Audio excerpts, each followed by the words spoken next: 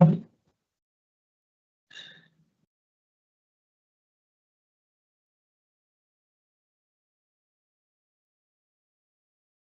morning. Hi, good morning. What do you want? The doesn't matter. Whatever you want to do. Do you have Carroll up ready? I have no one here yet, but they should be arriving shortly. Okay. Are we gonna go by the list, or you want a specific? If you can send Carroll in first, whoever gets here first, you can send them in. But if Carroll, you can send him in, that'd be great. Okay. And then, yeah, whatever. Let them do the list. And And then then I'll after go that, down. you can just send them right in. Okay, thank you. Thank you. Brown? Good morning, board members. This is Melissa. I'm covering for Lisa today. Yes, we got an email. Thank you so much. You're welcome.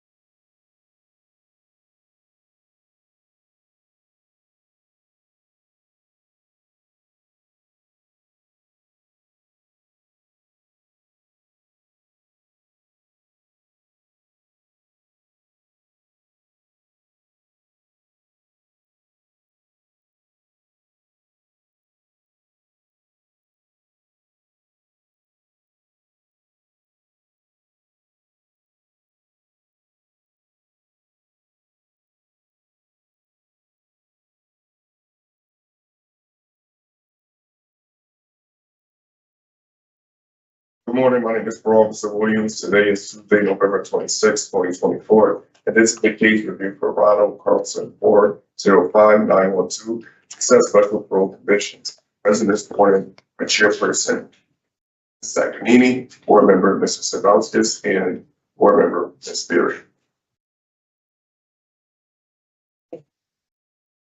Are you all set? Okay. All right. So for Mr. Carlson, I have 3 victims: interstate, a halfway house, mental health evaluation, and anger management. Do you have anything different or additional? That's what I have. That's what I have. Thank you. In the matter of Ronald Carlson, inmate number 405-912, I'll make a motion to set the following special parole conditions. No contact with victims, initials SC, TC, or SL. Parole to the interstate unit with a halfway house placement if necessary. Participate in a mental health evaluation and treatment if it's deemed necessary. And a behavioral management program for anger management in the community. Is there a second? All in favor? Aye. This is the case review for Ronald Carlson, 405-912.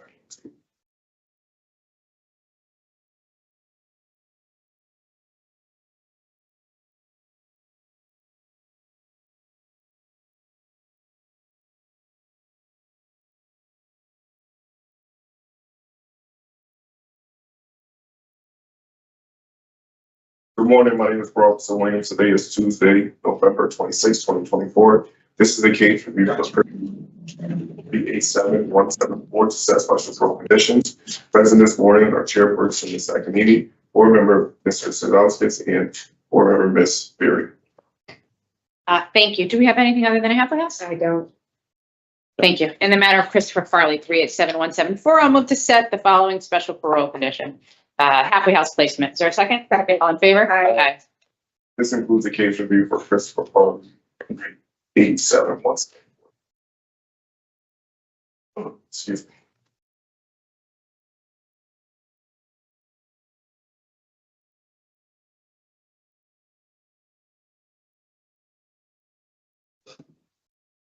Good morning, my name is Officer Williams. Today is Tuesday, November 26, 2024. This is the case review for Yusef Lane, 266-549, success special parole conditions.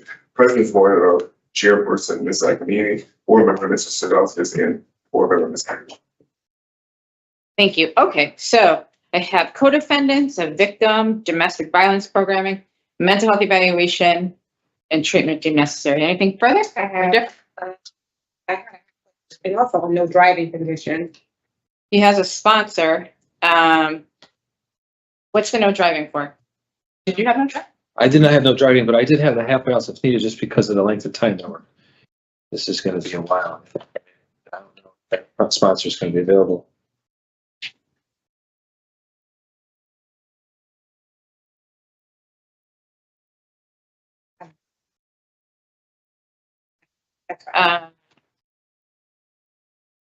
I don't know, I mean, he had some past stuff, but I don't think there was anything in the Recent. current file, right?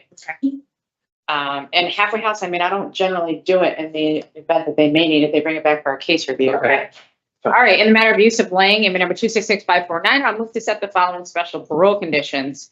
No contact with victim, initials AM, no contact with co-defendants Randall Brown or Santa Stevenson, domestic violence programming in the community, a mental health evaluation, and treatment as deemed necessary. Anything else? Nope. Is there a second? Second. All in favor? Aye. Aye. This includes a case review for Yusef Lane 266.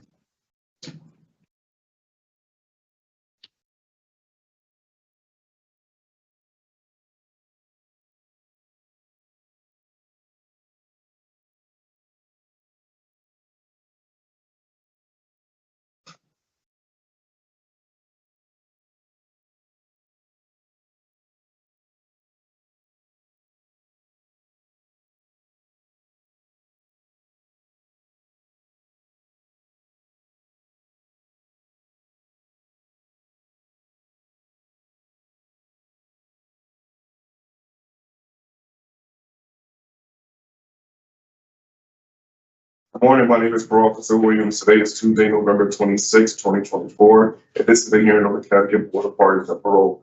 The following board members are present this morning and by stating their names on the record, certify that they have reviewed all statutory required documents and available pertinent information in preparation of this hearing. Good morning, I'm Jennifer Zachnini. Good morning, I'm panel member Barry. Good morning, Robert Cizauskas. Morning. Please state your name and inmate number for the record. Keith Carroll, 348058. Thank you. This hearing is being conducted in consideration for a parole application for Keith Carroll, 348058. He is serving a sentence of 27 months to serve with 3 years of probation for a criminal violation of protective order and 2 counts of violation of protective order. As of today, records reflect the approachability date of July 26, 2024. There is victim input in this case. There is an offender accountability plan for the offender. It has been reviewed and shows the offender has completed the following programs: domestic violence. Utilizing the statewide collaborative offender risk evaluation system scores, the offender's overall score for recidivism falls in the high range. This is your opportunity to express to the board why you should be granted parole. Begin. Okay, I've written something. Would you guys prefer I read Yeah. that? I'm sorry, I've never done this before. Go ahead, read it, thank you. I'll keep it short. It's 2 pages, but I write pretty big, so I don't think it'll take that long. Why should I be granted parole? Come a long way over the past 19 months since this all started. I've been struggling with some life issues for a while. Most notably were finances, my relationship with my wife, and the loss of my mother, whose passing was really hard for me. Instead of seeking the proper help, I tried to push through attempting to solve things on my own. This was a terrible idea that didn't work at all. Instead of solving any of my problems, I focused my energy into a planned relapse that ended in my arrest. Again, thinking I could fix things on my own, I repeatedly ignored protective orders, resulting in more arrests. This only served to push my wife and children further away, ultimately ending in my divorce while incarcerated and the loss of custody of my kids. After my initial arrest, I had bonded out and voluntarily enrolled in an IOP program at McCall's in Torrington. I went on to successfully complete that and have since been able to maintain sobriety. Most recently, I completed the domestic violence program here with excellent reviews. This class helped me immensely, and I will be sure to implement what I learned as I move forward in life. I have attended and participated in all my addiction services groups, continuing to work on issues with substance abuse. During my time here, I have never received any tickets or had any issues with staff or other inmates. Because of my mistakes and poor choices, 3 wonderful children and the woman I consider to be my closest friend have suffered so much. Others have been affected by all this as well. Most notably my father, who runs a business with me and hasn't been able to do as much in my absence, resulting in a substantial financial loss. If given an opportunity for parole, I've already started planning for my best chance of success. I have an excellent support system in place. I'll be living with my father at his home in Burlington and returning to my career with him. We have been working together for close to 25 years. I have made arrangements to return to my doctor's care that specializes in addiction. Her practice also allows me to see a therapist out of the same office for convenience and as part of my treatment plan. Most importantly, I will be working on myself. Between meetings for sobriety and therapy for mental health, I am very aware that I have a lot of work to do. A good example is how I always thought I was a good father. Although I would do anything for my kids, my DV class showed me how much my actions were hurting them. Sorry. It's hard when you realize you need to change like that, but it's what I need to do. My default used to be using drugs and alcohol to deal with things. After 47 years, it's not working. I want to change and be there for my family. I know I can't be of any use to anyone if I can't first help myself. I plan on spending my life showing them I'm someone they would want to be in their life. I feel I'll be a good choice for parole. I know I was wrong and have had a substantial amount of time to reflect on my poor behavior. I've learned a lot about myself and can confidently say, if you give me this chance, I'll spend my life working on it, try to be a good person and positive influence to those around me. Thank you for Sorry. your statement, Mr. Carroll. We appreciate you putting your thoughts down in words. We have questions for you. When we're done with our questions, we'll turn the hearing over to the Office of Victim Services for input, then I'll deliberate and give you our decision here today. Okay. We'll begin with my colleague, Ms. Berry. Thank you, Madam Chair. So, Mr. Carroll, I appreciate your opening statement. I also appreciate your accepting responsibility for your actions, sir. And I am happy to hear the insight that you gained from participating in the programs, because it does have a ripple effect. You know, you think it's just the immediate, the people that are present that are affected, but these kinds of crimes really do affect the children in the long term for the rest of their lives. So, in reviewing your file, I see that you violated this protective order a number of times, but you were only convicted for 3. That's the first thing. And now the victim in this case has a non-expiring protective order against you. Explain to us what you think, what that is, what that means. What that means, it basically means that I have to stay on my own.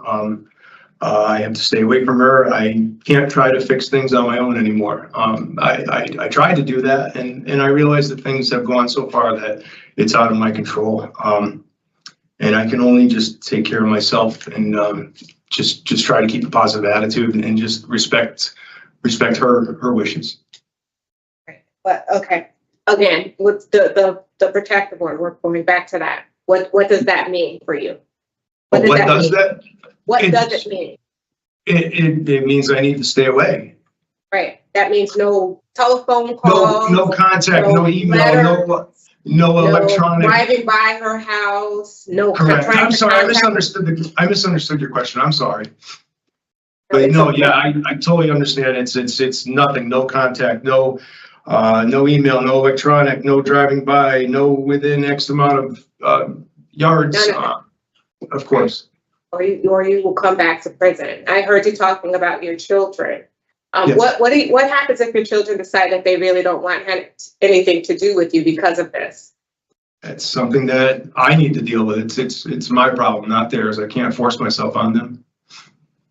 And so you think that you're capable of accepting that and respecting their boundaries, not contacting them? I do at this point, yes. So what happens if you go back to court and you are granted visitation with your children? Who will be your third party? I'm not really sure how it all works. I would probably leave that up to my wife, to the ex-wife, to decide. I know she doesn't want my father in contact with the kids, so I would probably have to cross that bridge as I come to it. Tell us I heard you talk about your sobriety, which is probably key in all of this. I wrote down that you're currently in the MAT program, right? Correct, yes. Do you intend to carry that on when you're released? Yes, I would prefer to not stay on the methadone itself. I would rather go back to the Suboxone, just for convenience. My doctor that I was working with before works with the Suboxone, and I know that that's worked for me in the past. So but yes, I will be continuing with treatment. So were you on Suboxone when you were out in the community before? I was, but I had chosen to stop taking it, and I had basically orchestrated a relapse for myself, which was a terrible decision. What's your longest clean time? Do you know? I had a substantial amount of clean time a while ago when around the time that we had bought our first home. I had put together a few years. Exact dates, I couldn't tell you, but I was able to string some time together when I really put my mind to it. And what caused your relapse, you know? Again, just, I think that's just been my default, is going back to that, just with life stresses in general. That's how I was always handling problems. And instead of working through things the proper way, like I don't want to say normal person would do, but I would handle it poorly. I would choose the drugs to deal with stress. Were you around your children under the influence? At times, yes. Do they know you sober at all? Yes, they do. But for how much time, I really couldn't say. What caused you to start using the drugs? Originally, Yes. started by experimenting, I guess. I started using opiates in my 20s, and I think it was just a combination of depression and anxiety, and I found that using that would I could get through the day, and I could do it well on drugs, which was silly because I realize now I could do it just as well with proper medication instead, and I just never sought that route. You do realize though, when you're dabbling in these substances, you know, trying to get your next fix, the potential of there's two outcomes, sir. One is prison and the other one is death. And if you want to be around for your children, like you say you do, then I would suggest that you really make your sobriety or your recovery a priority. Number one. Right. So I have to be honest with you. You were on probation for operating a vehicle under the influence, right? And that was terminated. Yes. And you rate out high in terms of risk to recidivate. Did you know that? Okay. Yes. Yes. Since you were already on supervision out in the community, and that really did not deter you from contacting the victim, it really doesn't bode well in terms of your request here, well, in terms of your receiving discretionary parole, because you did not do well previously. Right. I appreciate that you're in the MAC program, but you haven't taken a substance abuse program since you've been there in the facility. So that's another, you know, strike against you, really, because I mean, I know it's not a fault of your own, but that's something that we would at least have liked to see you participate in. And I have to be completely honest with you in that the number of times that you violated this protective order, knowing full well that you were not supposed to have contact with this patient, was very, it's just, it made no sense to me. When someone says that they don't want to be with you, do you think that they're just saying it just because they're trying to hurt you? No, I should have respected that, and You can't make someone want to be with you. You just can't. Right. Like, who wants to be with someone that doesn't want to be with them? Of course, right. Yeah. I mean, it's time to just let it go. It didn't work out, like you said, and the only thing you can do now is try to be the best co-parent that you can. That's it. That's possible. There's a possibility that if it's not, you know, everyone needs to heal from this. Everyone. Right. So probably just need to give it some time. All right. So I did review your relief plan. I was happy to hear about your plan for sobriety. Sounds as if you really do have some things in place to help you transition out into the community. So I'm not sure that I'm there yet with feeling comfortable with allowing you to go out. So thank you for answering my questions. Thank you, Madam Chair. Thank you. Mr. Carroll, why were there protective orders to begin with? The protective orders stem from an original case, domestic case that we had. At this point, I'm not sure how many years ago it was. It was 5 or 6 years ago. Yeah. And it was a result of a fight we had. And I was using, and I just conducted myself poorly and wound up getting arrested. It was a long, drawn-out court case, which I wound up. I'm going to stop you because I actually know I have the information in front of me. Right. When you say it was a fight you had, I would like to know specifically what happened in that case.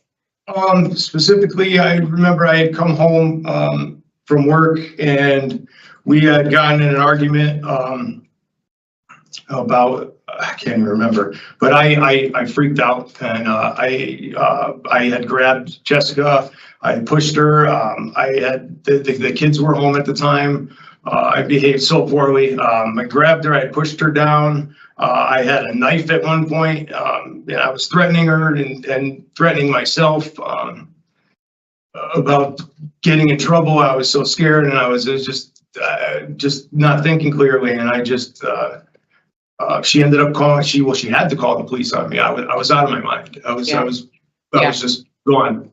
Okay, thank you. And I appreciate that. I think part of taking responsibility is being able to speak openly about the things that you've done, right? So that's what I was getting at. We have that information.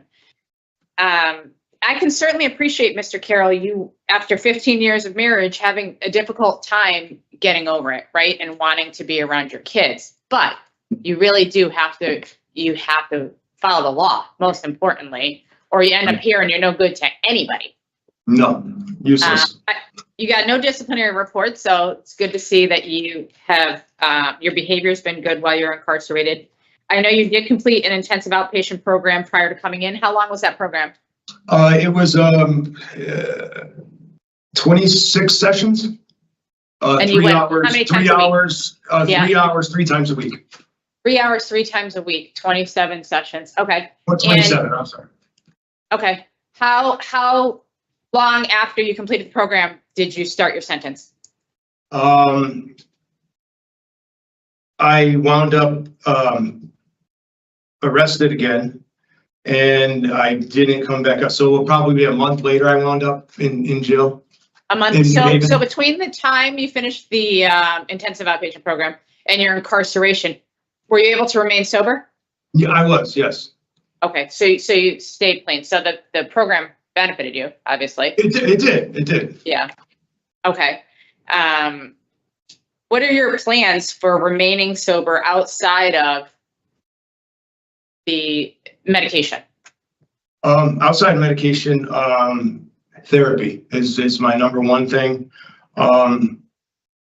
I need to work on myself in general, so I think that that's my best course of action. So I would like to do that. Meetings, at least off the bat, I'm going to have to go a lot. I know that. What kind of meetings are you referring to? I prefer NA over AA. Okay.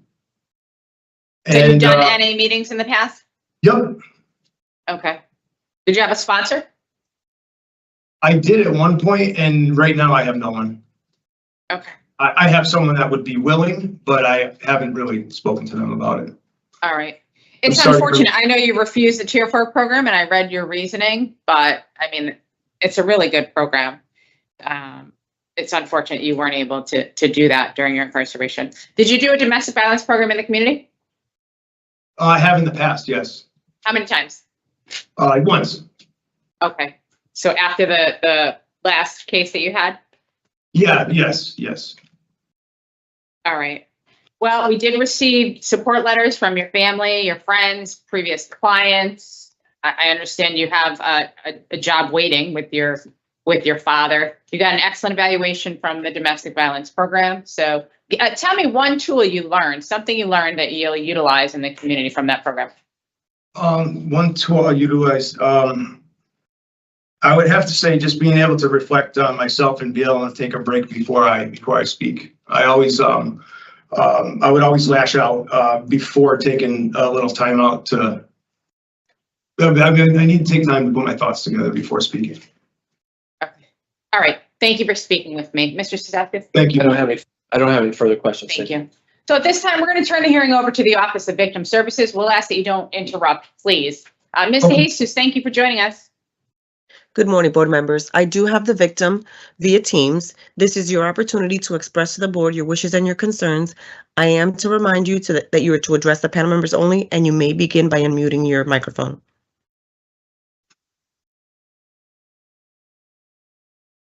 Okay, good morning.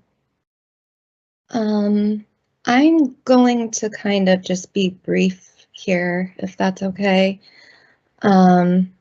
I did write something, but I just don't think I'll get through it all. So I'm very hesitant to say anything. Both my oldest son and I spent countless hours in court and writing letters previous to the May sentencing. And I am just kind of nervous that anything I say could be used against me if this was to happen. Since March of 2023, when these violations occurred, I'm sorry, I knew I would do this. My kids and I have struggled to feel safe in our own home. Sorry. My kids get nervous when I go outside by myself. We have all utilized therapy, working on our PTSD, especially my two sons.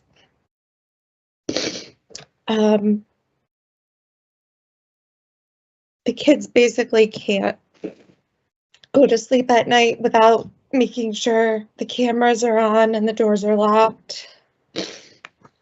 Can I grab a tissue quick? Yeah, go ahead. Is that okay?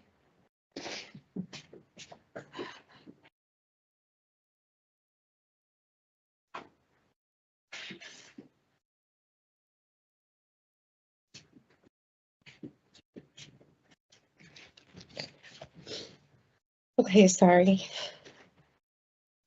I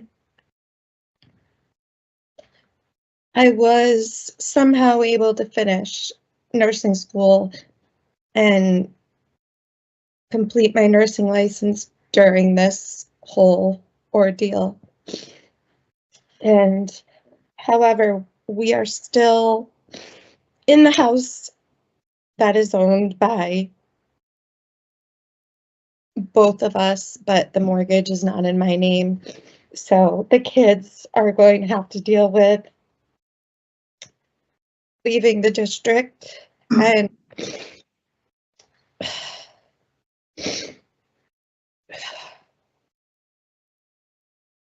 so that's just more stress this has all contributed to that. So the kids do have protective orders until 2099, and I'm aware that will change, and I hope for my kids' sake that he can prove himself sober and worthy of having a relationship with them, should they choose to. But I do not believe that. I do not believe that him not doing all of the time will do anyone any good. And the anxiety and fear that we all still have such a high level of, it would add a lot of stress and anxiety to the children, as well as me.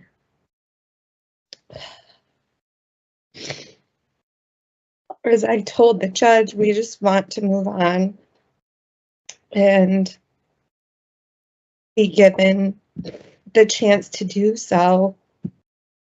But I'm hoping I will be able to find a place on my own. And, that's another reason that this is just kind of scary to me, because going through the process of moving the kids somewhere else, which I really didn't want to do, but also having them feel comfortable. I'm sorry. But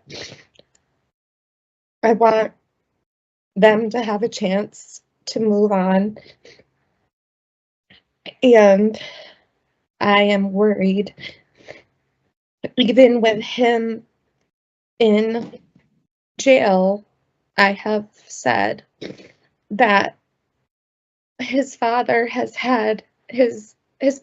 blamed me for all of his bad behavior, texting my family members, having his girlfriend drive by and record me and my kids outside. But the police said that's, it's public property. So that is just another fear. We're always looking over our shoulders. And that's only going to be worse, unfortunately, until the kids can get to a comfortable place again, if they do. I'm gonna just kind of, I mentioned my fear of retaliation for saying anything negative, and that's why it's another reason I'm not reading anything today from my son.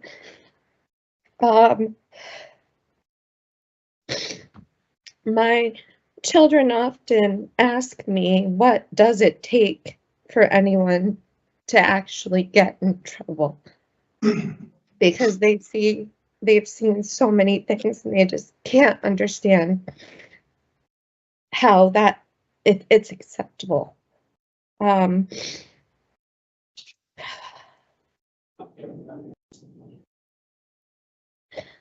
gonna end there. I mean, we had a bunch of photos come through, uploaded.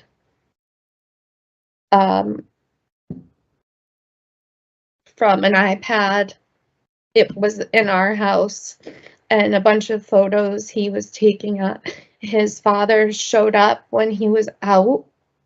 He was out on bond, and it was photos of guns and just all the stuff toys he bought himself. But really, it was the gun, the drugs, and him and his father with alcohol. So if you're out on bond and that's what you're doing, I don't know. I feel like he needs more time, especially if he wants to have a relationship with his kids. He needs to take this all really seriously. And I mean, there have been many threats, and I'd like to think they were all meaningless, just, drunk threats, but I just hope that we will have the time we expected to be able to find a place and move on and, have the kids be comfortable and all of that. And that's really it. And and one more thing is it really is a huge concern to me I understand he works with his father and everything, but with the way his father behaves, just the same as him under the influence is how his father behaves on a normal basis. And I would be very concerned with if we were still in this house, because his father's house is 3 minutes from my kid's school, and maybe 2, and 10 minutes from here. So just throwing that out there, that if he was to go directly to his father's house, I mean, then we're right back in the position where I have questionable, depending how he's doing, but also there's no way his dad's gonna get help. So that is a concern. And that is, I'm gonna stop there. Thank you. That's all I have, board members. Thank you very much. Okay, Mr. Carroll, this time we're going to deliberate. The panel, you can listen to our deliberation and we'll come back to you shortly with our decision. Thank you. Ms. Berry? Thank you, Madam Chair. So while I appreciate all the effort that Mr. Carroll has reported, I really do think that he is on a positive path. It sounds like he has a viable release plan and plan for sobriety. However, given the number of times that I've expressed to Mr. Carroll that he's actually violated this protective order, criminal history, and his lack of program participation with the tier program, and now the injury and impact to the victim and the victim's their family, I would not support his discretionary parole today. Thank you. Mr. Cizauskas? I'm in agreement with that, and would like to have seen him take that tier program. It's a signal to me when you turn that down, you have the opportunity to take that kind of program. It's just, it's not a sign for me that he's in the right place. I understand he did IOP before, but he should take the rest of his time if he has an opportunity to do that and Okay. take that program. All right. And Mr. Carroll, you know, I do want to recognize that the work that you've done on yourself, it really does sound like you're on a positive path. Maybe you can take some of the things that you've learned, and I understand sometimes the older generations are stubborn and their way of thinking is much different than ours. So maybe you can pass that along to your family members as well to make things a little bit easier. Understood. All right. Reasons for denial. I have nature and circumstance, criminal history, and injury and impact. I also have lack of program. I would not, because he has done some programming through MAT and domestic violence. So, I mean, I don't know that I would necessarily, and he did do the IOP just before coming in. I think we have enough other reasons, you know, Yeah. because with a drug program alone have changed your mind. I mean, honestly, it would have. He's been sober for quite a bit now, Right. you know. But at least I would have seen that he was working on it. I mean, opposed to his turning down a tier program, his completing it. Right. I would. But the reason he turned it down is he would have gone to the end of his sentence. Yeah. You know what I mean? Like he wouldn't have seen us. There wouldn't have been a point in seeing us. Right. But if you need it, that wouldn't really Right. have that. Well, I mean, he explained he would do it on the outside or what have you. I mean, I understood the reasoning. Mhm. It was a time constraint, really, but what are your thoughts, Mr. Cizauskas, on reasons? I'm fine with age, circumstances, criminal history, and injury and impact to the victim. All right. In the matter of Keith Carroll, inmate number 348058, I'll move to deny parole for the following reasons: the nature and circumstance of your offenses, your criminal history, and the injury and impact to your victim and your victim's family. Is there a second? Second. All in favor? Aye. Aye. Yeah, you do have 3 years of probation. You're done in August, right? So you have 8 months. You are halfway house approved, so talk to your counselor about heading out to a halfway house, but take advantage of your probation time as well and keep working on yourself because you really do sound good today, sir. For sure. Wish Thank you you the very best. much. I appreciate it. Thank you, guys.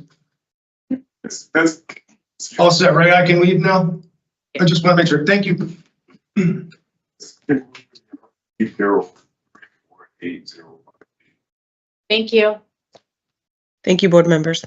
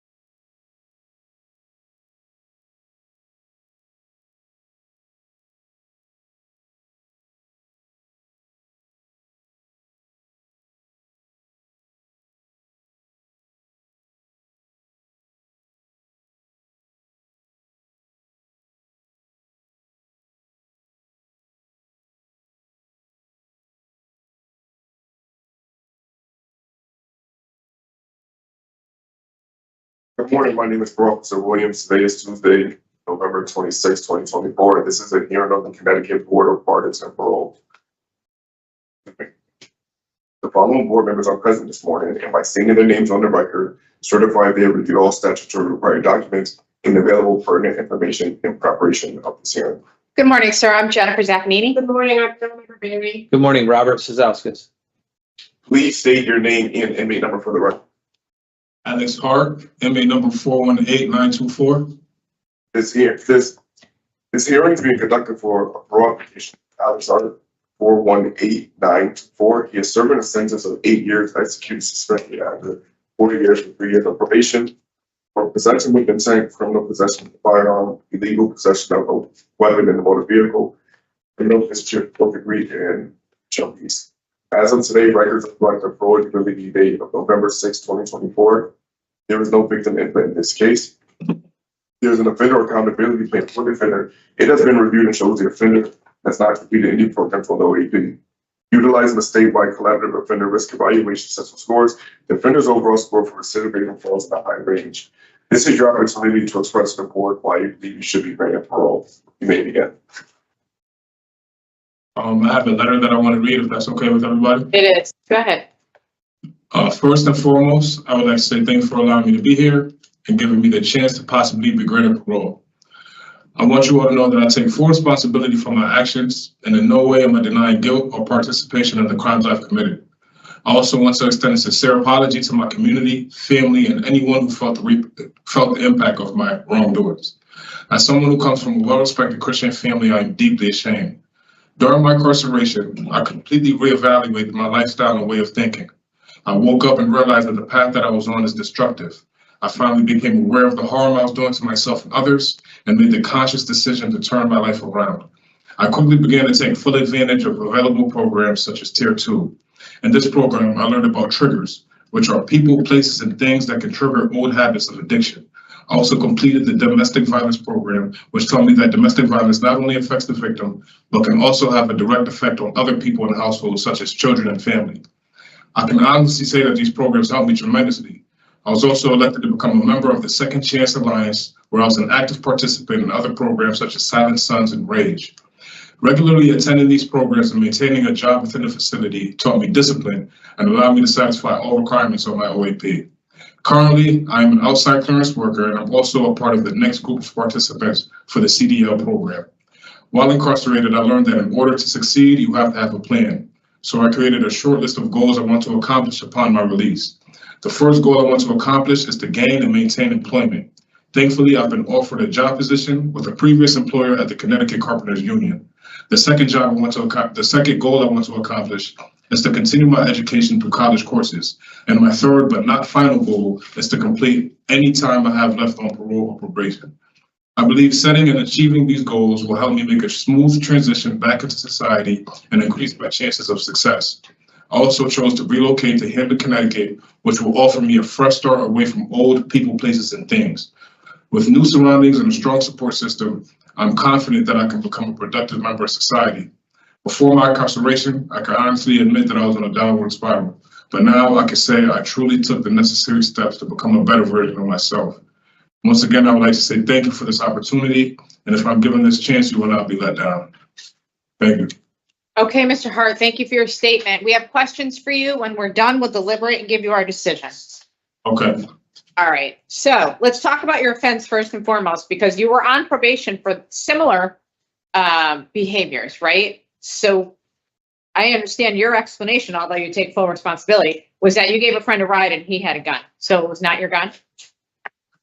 It wasn't my gun, but I did know that the gun was in the car. I had knowledge of the gun being there. So wait a minute, it was your car. Right. And you picked up a friend who you knew had a gun? Yes. Well, yeah, why would you do such a thing?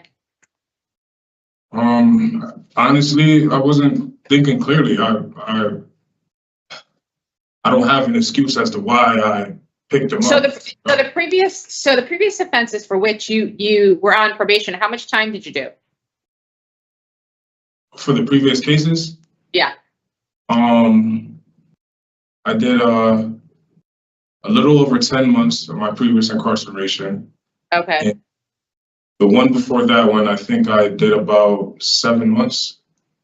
So that wasn't enough time to kind of change your thinking and behaviors? To be honest, I feel like at that time I was still kind of young-minded. I wasn't mature enough to know, you know, the impact that I was making on the community and myself when I made these decisions and did that time. And honestly, I feel like the length of confinement that I had, you know, on this incarceration, you know, it really opened my eyes. You know, I dove deep into, you know, programs and things like that. And, you know, I feel like I've really matured. You know, I'm confident that, you know, my mindset is completely different. You know, that person that I was, you know, those previous charges compared to now is a night and day difference. And, you know, I can't show you, but I can tell you, you know what I mean? And Right, you're right. And you have to show us because the Right. guns on the street are a major concern for this parole board and the community. And they're used to hurt people. You know, I mean, so you had a gun in your house too, right? no, it was actually a live round Okay. to a firearm, but I guess that falls under the same charge, if I'm not Yeah. mistaken. So why would you have a live round and not a weapon? Honestly, about that live round, it was such a small item. It's been there for a long time.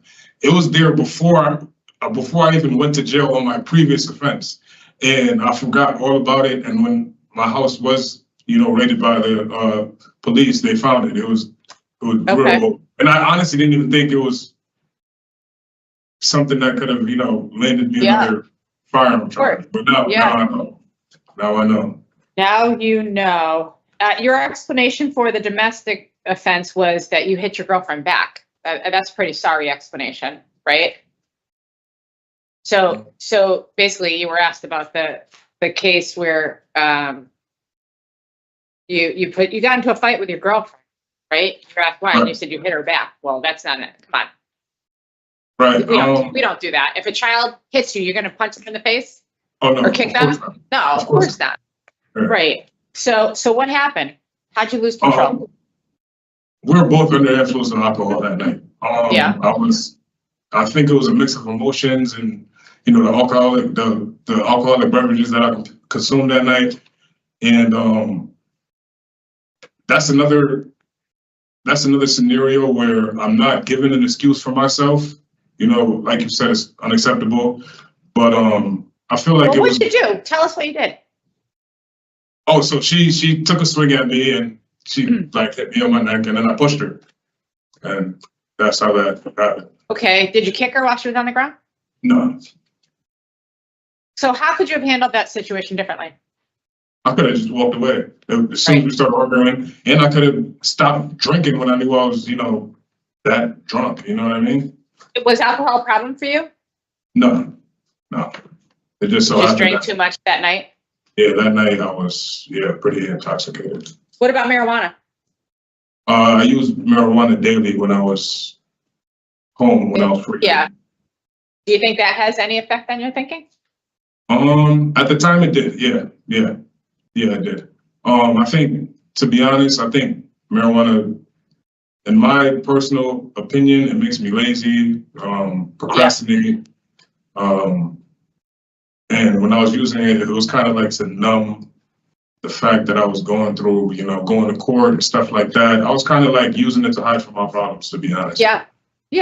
Why did you stop working? I honestly got laid off. I got laid off okay. first. And then, you know, that turned into me selling marijuana. And once again, I got comfortable, I was smoking it, and it just turned into, you know, me, you know, committing these offenses that I'm locked up. Yeah, definitely. And you were on probation at the time. How often were you reporting to probation? I think it was weekly at the time. If Yeah. not weekly. Yeah. No, actually, it was monthly, actually. It was monthly, I believe. Okay. All right. So listen, you were asked about a high-risk situation you might encounter in the community. Now, we all know that everybody has high risk, right? You wouldn't be here today if there weren't high risk. So you said you'd have no high-risk situations. Can you think of one now? Wait, could you restate that question for me? high-risk situation, something risky that you might encounter in the community that could get you back in trouble? Oh, I think in my personal, in my case, I feel like friends, old associates, being around them and things like that, which is why, I don't know if it's on your record or not, but I've made the decision to, relocate. If I am granted parole today, I won't be going back to Bridgeport. I feel like people, places, and things have a big part to play, and and have a big part to play in those high risk situations. Yeah. You know what I mean? Yeah. Well, do you have any positive supports? Oh, of course, yeah. I have a lot of letters right here that I wasn't able to give you guys from family members such as my mom, my girlfriend, my sister, my father, and Okay, but you're not going to hang out with your parents every day. Do you have any friends who are doing good things? Oh yeah, of course. I met friends that I was in the carpenters union I was with, and we still keep in contact to this day. I have old friends from high school who were positive people, but some of my friends weren't the best of. Right. Yeah. So you now know who to stay away from. Do you have a driver's license? Yes, I do. Okay. You got a good evaluation from the domestic violence program. We did read about all the other groups that you're doing and the Second Chance Alliance. And to be perfectly honest, you've presented very well today. I'm surprised, pleasantly surprised, because on paper does not look good. I know. Thank you. I know. So, and being in the carpenters union is a big plus for you, right? I mean, they literally give you work, right? Right. I feel like this is a good fallback option, Well, that's my go-to option when I get out, Well, what are your bigger goals in life? Honestly, I really want to open my own business. I'm into, I used to buy and sell cars when I was home. That was one of my things that I used to do. And I feel like, that could be something that could be legitimate in the future. And I'm also a part of the CDL program, and I'm very, very interested in that. I honestly want to start some sort of trucking company or drive for a company. I think that'll be a good lane for me. I like doing things like that. Okay. You have 3 years probation to file your sentence. Let's do better this term of probation. Okay. Wait, excuse me? You have 3 years probation to follow your sentence. Okay, yes. I want you to do better with this term. Of course. Yeah. Mr. Cizauskas? Thank you. Good morning, sir. Good morning. I was reading through all of the documents, and something jumped out at me about your interview with the parole officer. He asked you what a normal day was for you before you were incarcerated, Do you remember this conversation? Yes.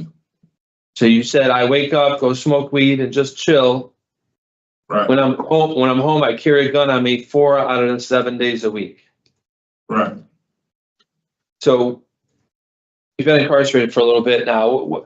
Describe to me now what a normal day is going to be like when you get out. Oh, a normal day for me when I get out is going to be waking up and going to work. I'm going to replace smoking weed with going to work. I'm going to replace sitting around with a gun on me with doing something productive. And my mindset from then till now is just completely is different. It's completely switched around. Like everything that I was doing that you just read, it was unproductive. It was a waste of time, just like I'm wasting time sitting here now. You know what I mean? Being in jail, So yeah, a productive day for me, an ideal productive day for me upon my release would be waking up, going to work, coming home, going to the gym, and being with my family. That's all I care about right about now. And that's all I'm going to care about for the rest of my life. All right. So you said that you did 10 months before and then went back out, you're on probation, and then you came back. Right. And this sentence was 4 years. Right. It looks like it was 8 years suspended after 4, right? So you're going to have some time hanging over your head too. You understand that 8 years suspended after 4, you know what that means? Yes. Yeah. They could recall you on that if something goes wrong. Right. What do you think happens if you get another gun charge? What do you think the sentence is going to be? It's not going to be 4 years, I can tell you that. I know it's not going to be pretty. And that's something that I'm not planning on getting as another gun charge because we see these all the time, and then it starts at first one's 10 months, then 4 years, the next one's 10 years. You understand what happens? Right. Exactly. Yep. I know exactly. Yeah, so and you talked about having a friend get into your car, and you kind of distance yourself from that gun, saying that, well, I knew he had it, but that was his gun. That really doesn't make any difference. You understand that, right? Yeah, of course. You're a convicted felon, you can never possess or be in place of a gun, you know what I mean? So if you know someone's got a gun, you have to know what's in your car, all of that stuff. Yeah, Even like you said, ammunition, all of that stuff. It's, Yeah. you can never, possess any of that again. right. I You know. understand that? Yes, I do. Just because you said that you didn't know that ammunition counted toward that, but it's all of that lifestyle, you have to stay away from it, you know what I mean? You're gonna end up right back here with an even longer sentence. I know. Okay. All right, that's all I have, Madam Chair. Thank you. Thank you. Ms. Berry? All right, give us a few minutes to discuss your case and we'll come back to you shortly with our decision. Okay, All thank right, you. Mr. Hart, I'll be perfectly honest. I really thought I would be denying him today. That was my decision coming in here because on paper, he's just a disaster. Looks very bad. After speaking with him, I really do believe that he has matured and he recognizes a need for change. He's involved himself in multiple programs that weren't on his OAP. And he's been working an outside clearance job with the facility. He has one disciplinary report. It was really something stupid. I think an argument in the shower area with somebody. But he has a union job to get back to. He has plans to either open a business or get to CDL. He has some family support and 3 years probation to follow. But I think I'd like to see him go out with some strict parole supervision and see that he can continue on this positive path. Mr. Cizauskas. Yeah, I'm also surprised. You know, when I read this, I didn't think that there was any way that we get to where we are right now, because it's very concerning. Yeah. You know, but he was able to answer all the questions appropriately and did present very well, and appears to have matured and wants to make the right decisions moving forward. Mhm. So I'm also in favor. Thank you. Ms. Berry?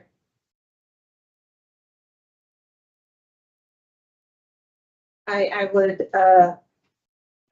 was pleasantly surprised as well. I wasn't as moved as you two were to vote in favor of discretionary parole, but I will support as well. Okay, in the matter of, I'm not sure what My vote was, well, no, I would support. Okay. But I wasn't moved, but. Okay, in the matter of Alex Hart, inmate number 418924, I'll make a motion to grant parole effective November 26, 2024, with the following conditions. All right, so we have a victim, initials K, well, I guess it would be a general no contact. Initials KJ, that's the domestic violence victim. You're not together anymore anyway. A domestic violence program in the community. No contact with co-defendant Reginald Reese. And why do I have a name MT? I have that too. MT. And you know who MT is? I do. I have it written under the victim section. I'm guessing, let's see. I don't think he'll know, but it's the gas attendant. Yeah. Gas attendant. Wave your arms and the light will come back on. Is that a registered victim? No. All right, so let's leave that up. I don't think he knows who it is anyway. All right, so we have a victim, general no KJ, no co-defendant Reginald Reese, domestic violence. Anything further? No. Is there a second? Second. All in favor? Aye. Aye. Do you understand our conditions? Yes, I do. All right, so it's on or after. Someone will come and speak to you. They have to check on your girlfriend's too. So keep All right. working on yourself, okay? Thank Follow you. with Thank everything that you say you're gonna do. Yes, I will. We wish you the best. Thank you. This concludes the hearing for Alex Hart 41892. Thank you.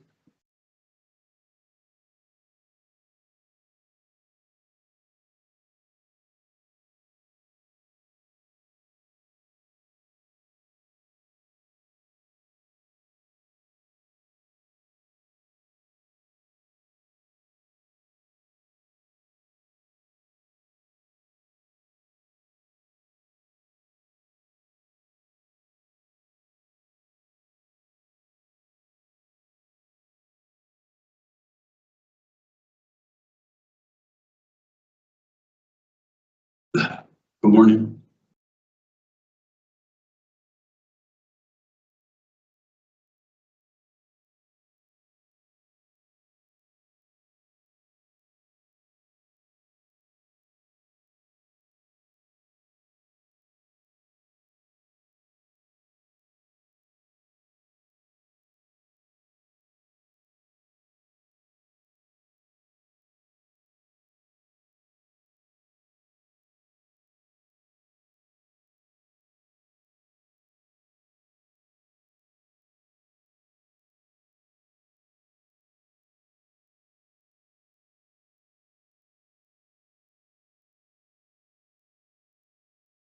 Morning, my name is Officer Williams.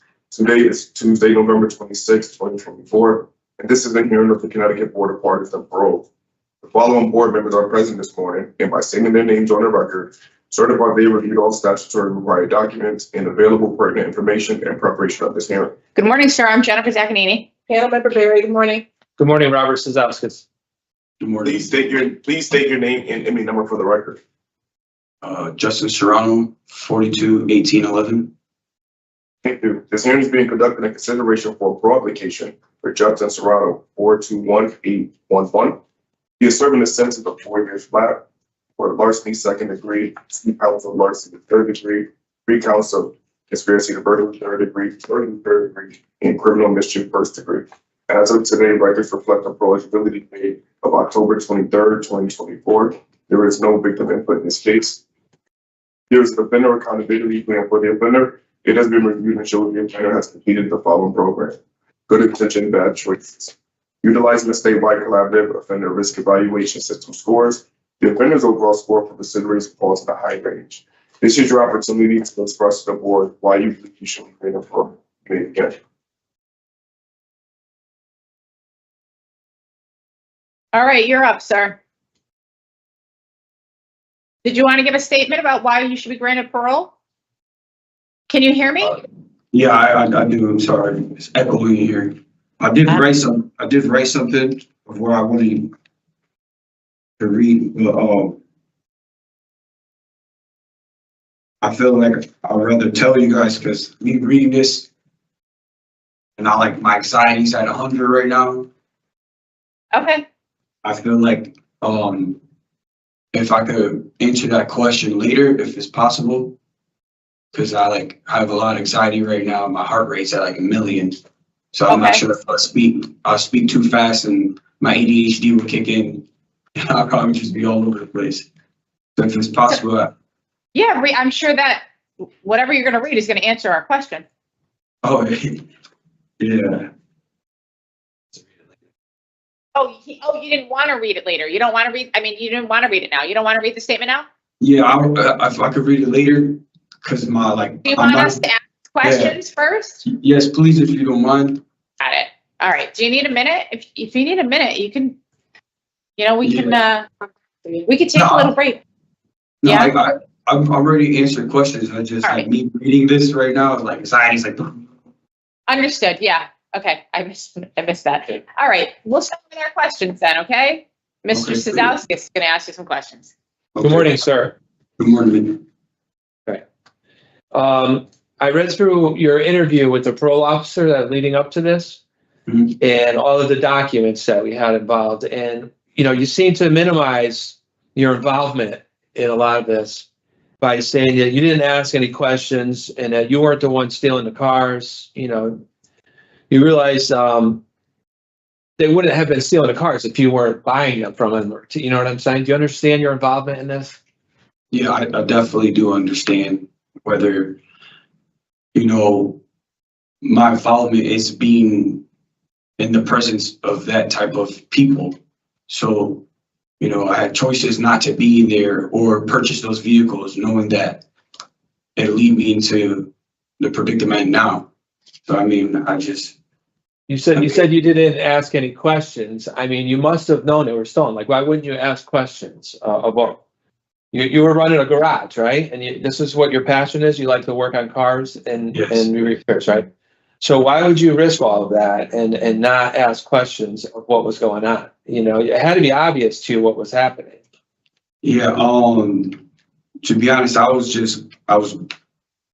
grouped up with the wrong type of friends, and at that moment, it was I needed money, trying to work hard and trying to get my kids back in my life. And I was taking on anything just to in that predicament, I was trying to get as much money as I can to afford a lawyer to get my kids back in my life. So I really didn't ask questions. I was just going headstrong and ignorant. So that was with the cars, but with the catalytic converters, that's a whole nother thing. You were more involved in that. Yeah, I also was. I was very I had a great job. I worked construction for about 9 months, and I left that job to work another warehouse job. And then, I was getting paid child support. I was going through a whole lot of financial problems. And again, I got sucked in the wrong environment, wrong people. And, I was just blinded to like, oh yeah, sure, this, I'm with it. And, like pretty much I was, my peers in that moment was like all mixed up. I wasn't really like paying attention to who I was listening to, and that was one of my downfalls, was like always getting sucked into like bad intentions, to be honest. And yeah, I definitely made a huge mistake. I'm very embarrassed of. Right. You took Voices back in 2020. It was during COVID. I don't know if you remember that. You might have done it in your cell. Did you? Was that a previous incarceration? Yes, sir. It was also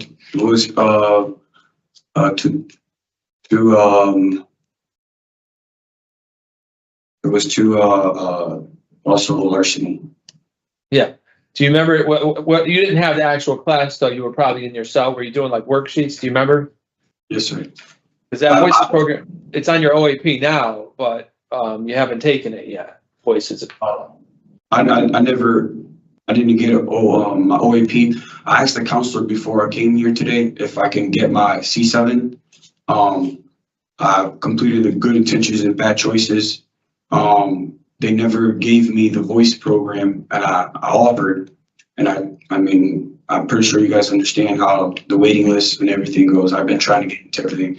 I work now, and so I mean, I told them like I've helped others, that with their programming and their packaging, and I try to like, they're young men that are in here that go through programming, and I tell them what I've been through, like how to be sucked in the wrong people, and you should write about that and be real about that, because at the end of the day, you beat around the bush or tell somebody how cool it sounds at that moment, but it's really not. And that's more like how I grew with the Voices program in the cell. I had a cellmate. Do you remember what it was about? That's what I was getting at with this question. I mean, I'm trying to, see if you understand the impact that you had on so many people.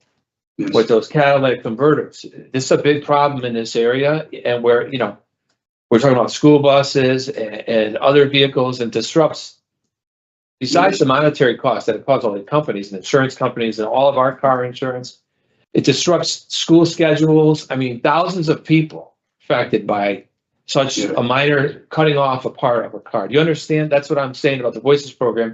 Those are the kinds of things they teach you.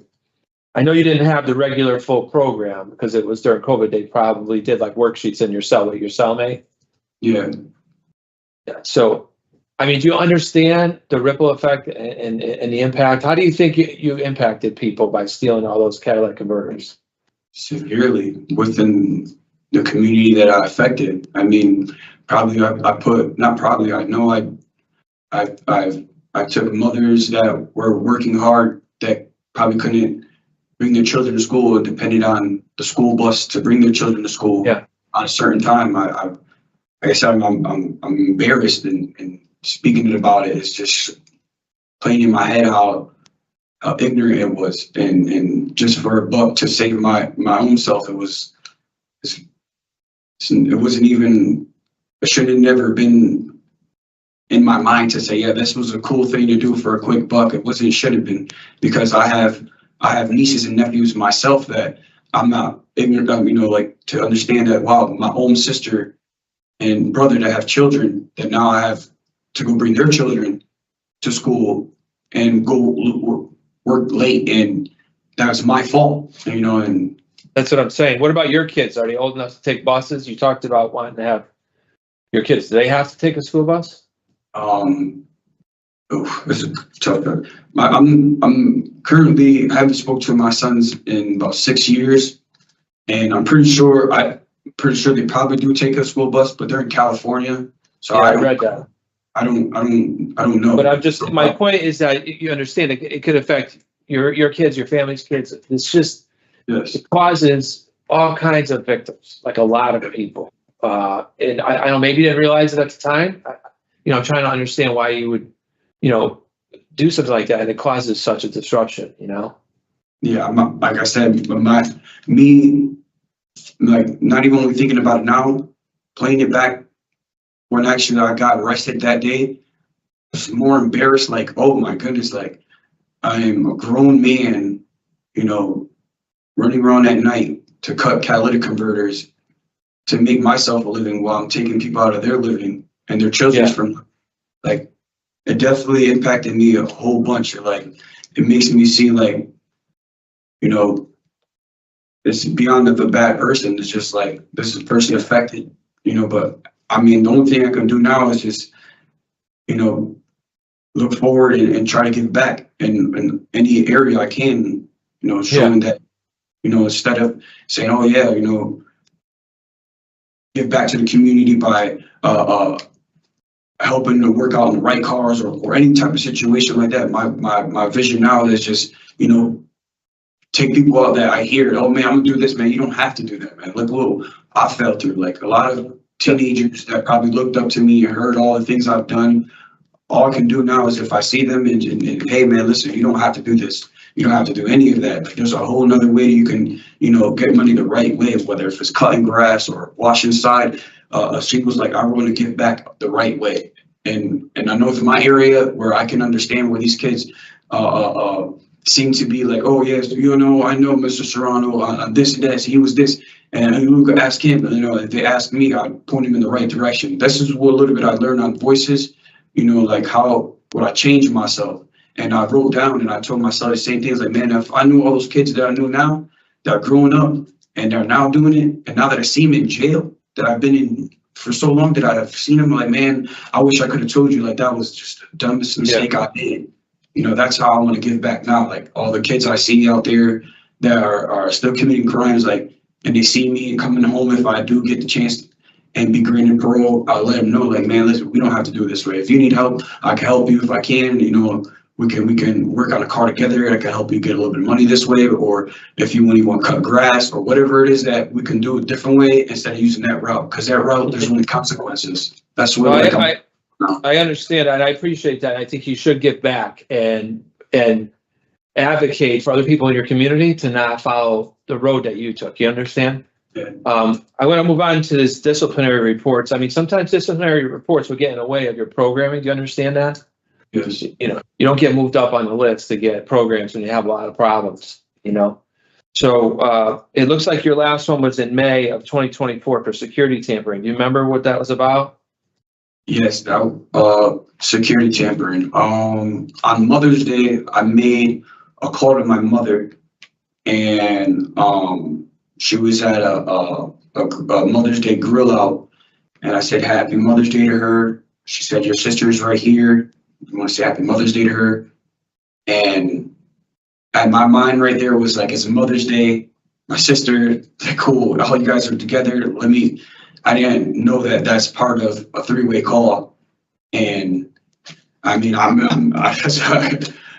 did that. I mean, I now know that it's a three-way call, and I did definitely disobeyed that rule. I should have read the handbook on it, and I should know that's part of a three-way call, but I shouldn't even asked. I was just like, Happy Mother's Day. It was just like, my mind in that moment was like, let me say Happy Mother's Day to her. Yeah, sure. And I definitely got a three-way call for that. All right. Yeah, and now you've taken Good Intentions, Bad Choices recently, right? More recently? Yes, sir. What was that program about? That program opened a whole side of me by a million. And I'm gonna be 100% honest. Like, I went in that program thinking yes and no's and precipitate a little bit, and whoever he picks on to talk, I'm just with it.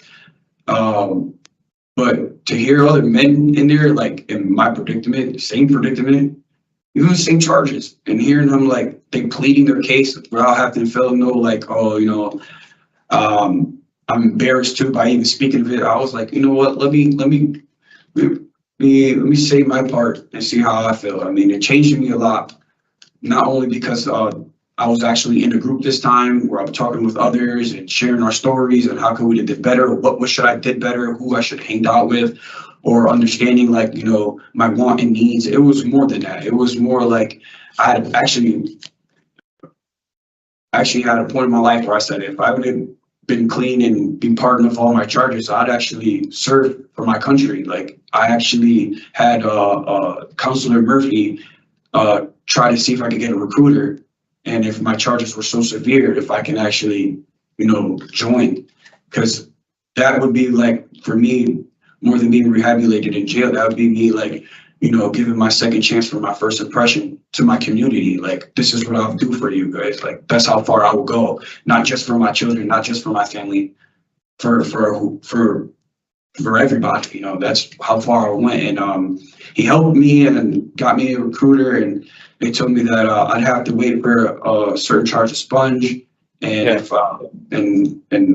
another case that I'd have to get a pardon or something like that from the chief of the. But I was like, I'm gonna pursue this when I get home. I mean, that's all I can say, because that's how far it got. But that's how the good intentions, bad choices actually, like, it showed me that, you know, I definitely have to get back to my community in any way to show them that, you know, like, you know, not only I'm a changed person, and that, you know, me taking catalytic converters, you know, like that affected my community, affected my family, affected a lot of people. Well, even if you can't join the military, I mean, you have some expertise in a certain area, fixing cars. There are ways that you could probably help people in your community whose cars are broken down and they can't afford to fix them, right? That's something that you could probably do right away. Well, my mind right now, if I was to be granted parole and me getting a job, and how I would love to get back to my community, and knowing that, you know, there's like food share drives and stuff like that, and people couldn't get there, you know, I would have offered to, like, you know, bring their food there, or bring them the food there in the snow time, because we are approaching winter. But also it would be, you know, if they can't, you know, drive anywhere and they need help with their vehicles, that's where I would actually like come and play and like, listen, you know, I know money's struggling right now. If I can help fix your vehicle in any way, I would give those type of offerings back to my community. Okay. Let me ask you about something else. During the time that this was all going on with these catalytic converters and these stolen cars, were you using marijuana and drinking during that time? What was going on with substances while this was happening? I don't abuse any drugs. I'm not a big liquor fan or alcohol fan at all.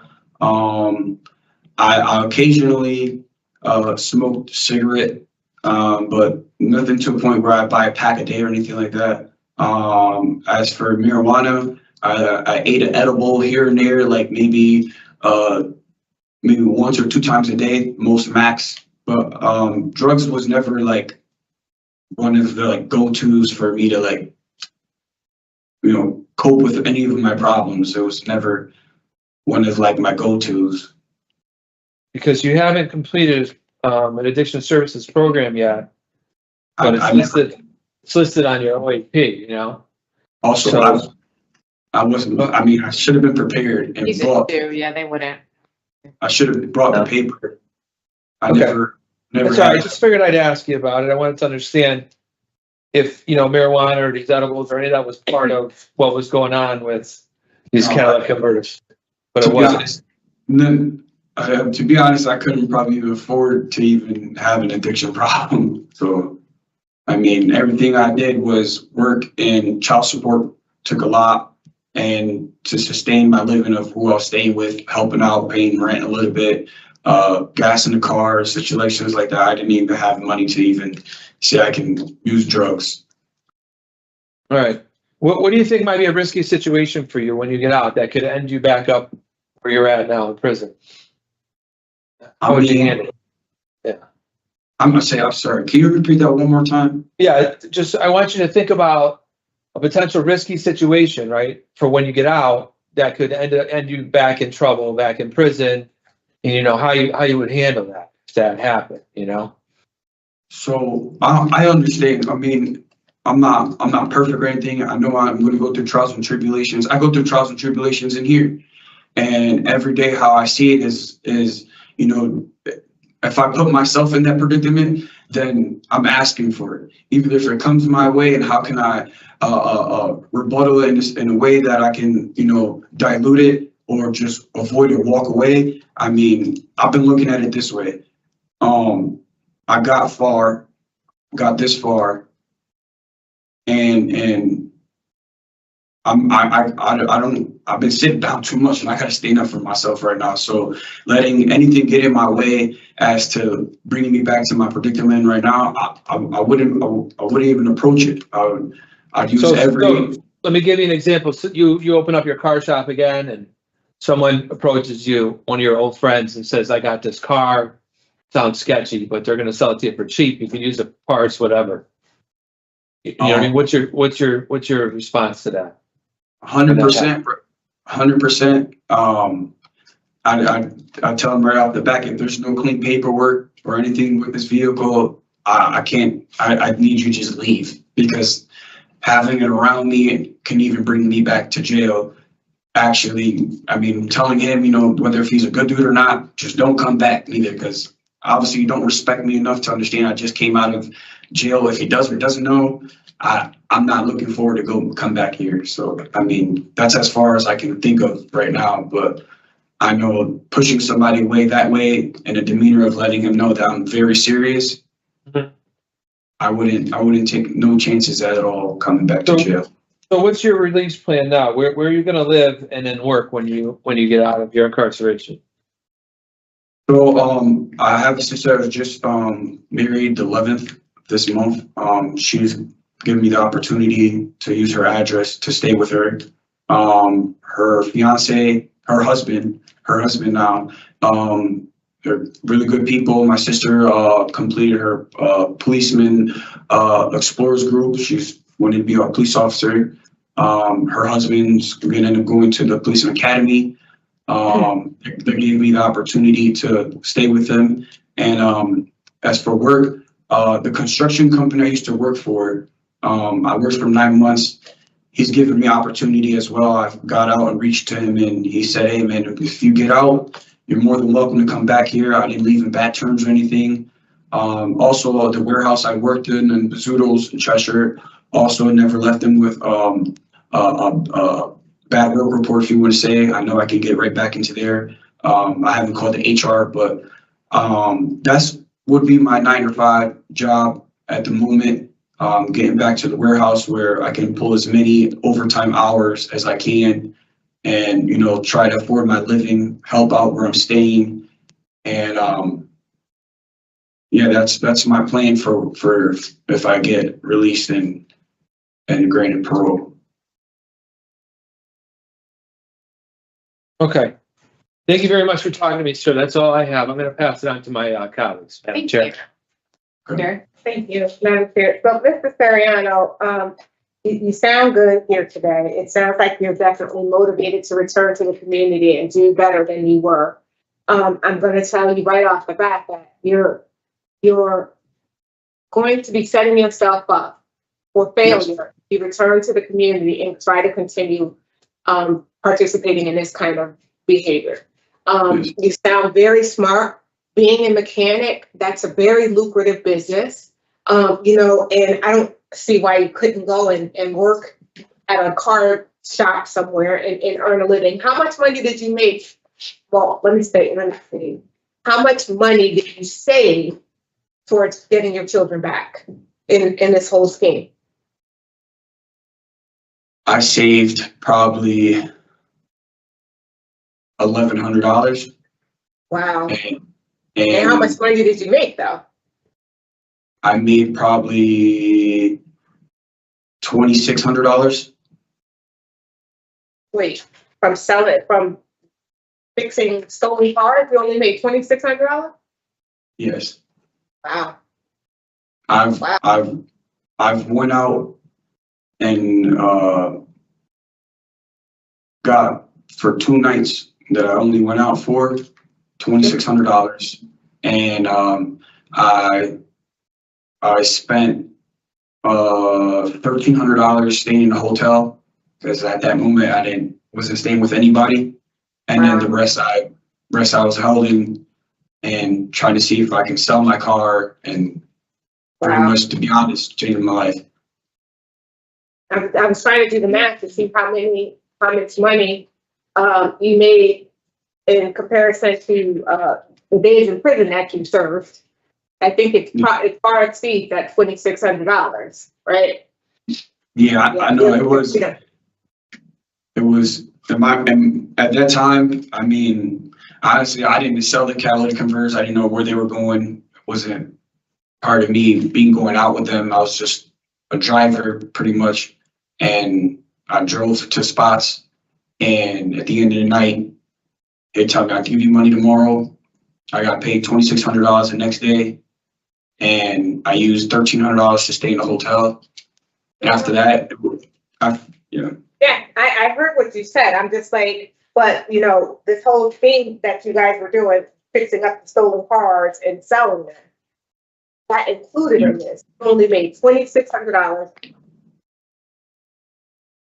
Yeah. So again, I was just driving, and they So cut you're talking about the Cadillac converters. I'm talking about the whole fixing up the car. That was a part of that too? $2,600 from fixing up stolen cars? No, I thought you were talking about just Cadillac converters. I never cut off of stolen cars. I never did that. You never repaired stolen vehicles? Yeah, I repair stolen vehicles, like, you know, if they're Right, and hey, how much money, I'm asking, how much money did that? I'm sorry, I thought you was talking about the Cadillac converters. I apologize. How much on stolen the vehicles I was fixing, I got probably maybe $200 a day, about $200 a day, and I put that up and saves probably roughly, I want to say about $4,000, and that was just like my kids were actually in my life at that time, so they weren't gone. So I used a lot of that money to take care of my sons and go out with them. So let me stop you, Mr. Serrano. So Mike, your rationale as to why you were participating in this criminal activity, it really doesn't make sense, because your children, I mean, you spent most of that money going to hotels and on other things instead of saving the money like you said you were to get an attorney. So no. I've said all of that to say it was a bad idea. You don't abuse substances, so that's a step. That's a good thing. You don't have to worry about relapse and money for drugs. I heard you talking to my colleague about your inability to support a habit because you don't have the money to do that. You don't have the means. You're very young. You're 33. 33. Yeah. You have a limited criminal history. So I would take this incarceration as a lesson learned, because you have a lot of positive things. You have your high school diploma, you have a trade, you have skills that you can actually be, in the community. You can go out and do the right things and make a good income, living and all that stuff without all this negativity. So I'm saying all that to you because enough is enough with this mess. You really need to focus on doing things the legal way. You have so many positives that far exceed the negative, but you need to hone in on those things so that you can be back in your children's lives. You can rate out high in terms of risk for recidivism. So I'm hoping that you prove us wrong in that regard, that you can really go back in the community and be a law-abiding citizen, because you can. You have all the tools to do it. You can do it. All right. I'm all set. Oh wait, I wanted to ask you about why were you stealing the seasoning for the soups? I'm sorry? You got a ticket for stealing seasonings at Cow? No. Listen, no, I didn't get a ticket for that. What'd you get a ticket for on May 13th of this year? I had a ticket for He was saying that I brought 2 pieces of contraband on top of a seasoning bottle. And they made it seem like if I was having transactions or some type of drug. And I went through a whole DR process with that. I'm still trying to fight in the world. There's 2 pieces of papers. Were considered to say they had fentanyl on it, and I've tried every single way. I exhausted every remedy. So my last resort right now is lawyer. I went to DR board, and I lost. I've owned up to every other ticket because I know I've was being loud in the dorms. Couldn't keep it down, disturbing. I guess that's a direct order. I did that. I've done the third way call, but I've tried telling the captain, lieutenant, everybody that the seasoning bottle. So if you have soup seasoning bottle inside of any bottle, this seasoning will get stale. So I had paper that was covering the hole so it wouldn't get stale. And I guess he considered that as I wasn't even moving away to make it seem I have drugs or anything. I literally took the paper out, put seasoning. I told him, look at the camera. Like I was like everything. But why were you doing that with this? Why did you have, were you supposed to have the seasonings? Was that okay? Yes, we're allowed to bring the seasoning bottle to chow hall. Anything with seasoning or any condiments. And I brought a seasoning bottle with a paper that covered the holes so that like I said, the seasoning wouldn't get old. And they said that it came out positive for fentanyl. I asked to send that to the lab. They told me they don't do that here. I don't get that opportunity. It's not a courtroom. I told that to Captain Harris. She said that's not wrong. That's not right. You be able to, get sent to lab. But that whole thing didn't come out. Went to SEG for 10 days. Yeah. I went to DR board. I lost the through call. Okay. All right. It's explanation enough. I appreciate your honesty, honestly, in telling us that. You paid. Yeah, I'm all set with the questions. Good luck to you, sir. Thank you. All right, the panel's going to enter into deliberation at this time. Okay, and we're going to discuss your case and we'll get back to you shortly with our decision. Officer Williams, did you ever hear back from his sister?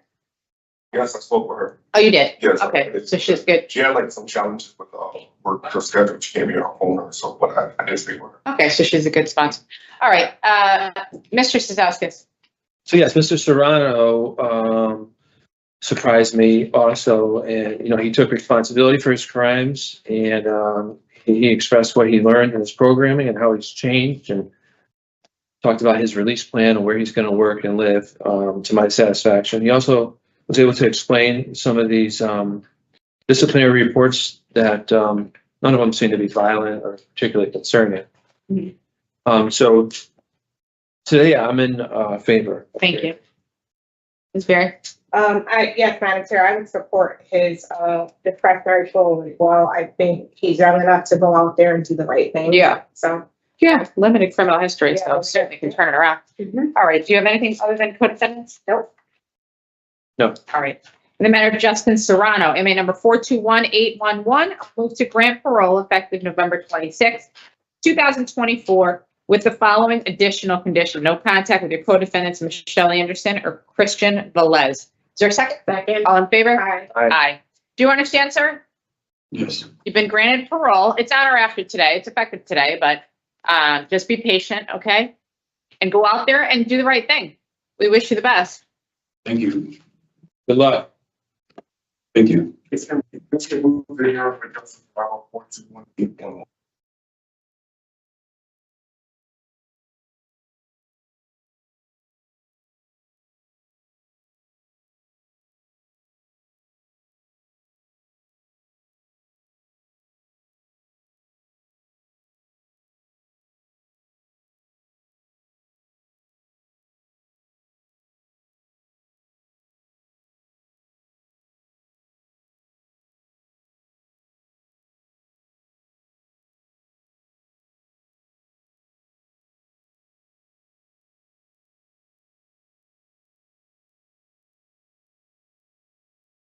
Good morning.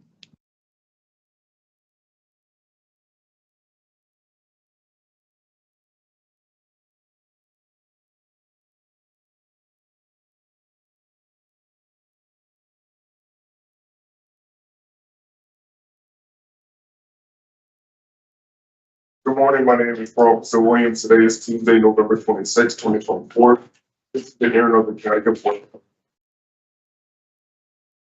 All board members are present this morning and by stating the names on the record, certified they reviewed all statutory required documents, available pertinent information and preparation of this hearing. Good morning, sir. I'm Jennifer Baccanini. Panel Member Barry, good morning. Good morning, Robert Cizauskas. Please state your name and inmate number for the record. Maxwell Wolff. My inmate number is 442222. Thank you. This hearing is being conducted in consideration for a broad application. Maxwell Wolff, 442222. He is serving a sentence of 10 years execution suspended after 4.5 years with 3 years of probation for criminal possession of a pistol and possession with intent. As of state records reflect the eligibility date of January 21st, 2025, there is no victim input in this case. There is an offender accountability plan for the offender. It has been reviewed and shows the offender has followed programs. The programs have been completed on the OAP. Utilizing the statewide collaborative offender risk evaluation system scores, the offender's overall score for recidivism falls to the high range. This is your opportunity to express the board why you believe you should be granted parole. You may begin. Happy Thanksgiving, happy holidays. Good morning, panel members. I would like to thank you for giving me this opportunity. First, I would like to state that I take full accountability for my actions, and I vow by decency, integrity, kindness, generosity, and compassion to be a better human being. Immediately following my release, I will be employed by Helping Hands LLC. I have my high school diploma. In addition, I've been in contact with the financial aid office at Naugatuck Community College to enroll in their business management program. Through self-reflection and personal development, I've managed to learn that I have some mental health issues, so I will be participating in Wheeler Clinic IOP for mental health, substance abuse treatment, and relapse prevention. Program manager Daniela Morelli of the Welcome Reentry Center is awaiting my arrival to enroll me in the We Rise program and to evaluate me for case management. In addition, I'm a volunteer at the Community InReach nonprofit organization, and my mother, my uncle, my grandpa, all of whom are upstanding, productive, hardworking, charitable people of good character who fully support my release, will provide housing, clothing, food until I'm financially stable. My thoughts moving forward are so full of potential ambition and inspiration. I'm asking the board to allow me the opportunity to prove to myself, my family, and my community deserving of this chance. Thank you for your time and consideration. Thank you, Mr. Wolff, for your statement. We do have questions for you, and when we're done, we'll deliberate and give you our decision here today. We'll Yes, begin with ma'am. my colleague, Ms. Berry. Thank you, Madam Chair. So, Mr. Wolff, I appreciate your opening statement. I'm happy to hear that you still have support in the community when you return, because, sometimes when offenders are in prison, family members kind of forget about them. And I'm glad to hear that you still have their love and support. I was happy to hear you talk about returning to college or employment endeavors, and also your potential plans to go back out in the community and receive mental health treatment as well as substance abuse treatment. Your file, Mr. Wolff, is very, very concerning. I have to tell you. The nature of your crime is just with this girl. Were both of you drunk? Were you driving drunk? Excuse me? Were you drunk when you in 2022 when your girlfriend just got out of the car? Yeah, we were both drinking. Okay. Yes, ma'am. And so, did you punch her in the face? I'm not trying to like come in front of you and deny accountability for it. We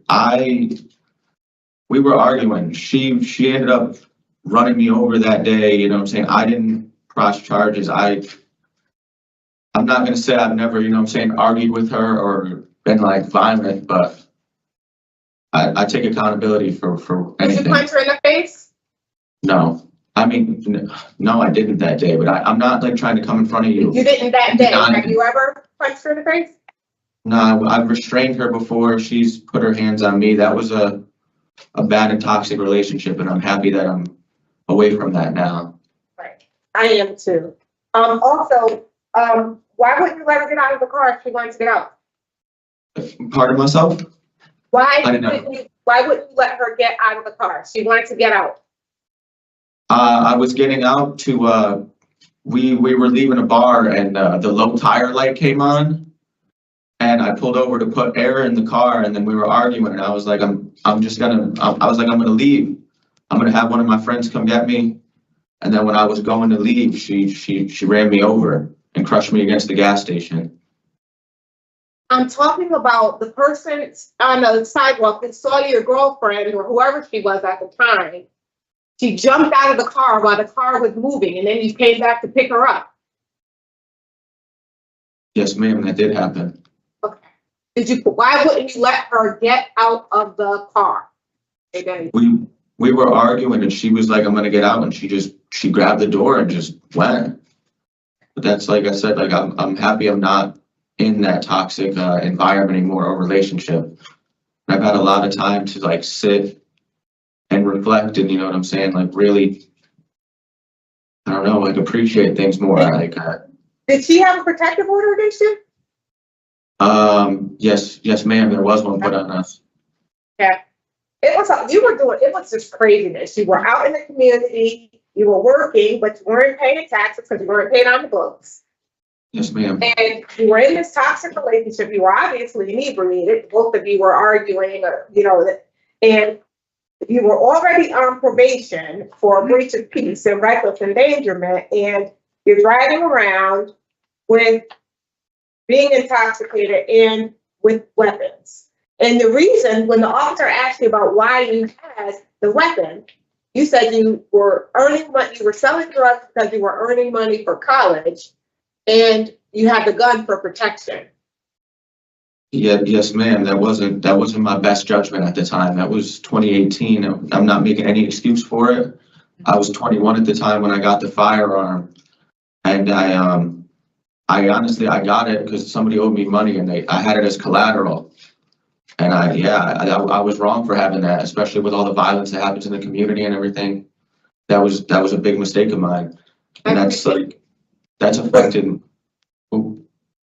the community as a whole. Honestly, No, absolutely. People who are, Not stealing to support their habits and all of those things. No, absolutely. Decide to sell drugs to the community. That's a risk because you think you're going to get robbed, or it's just a vicious cycle.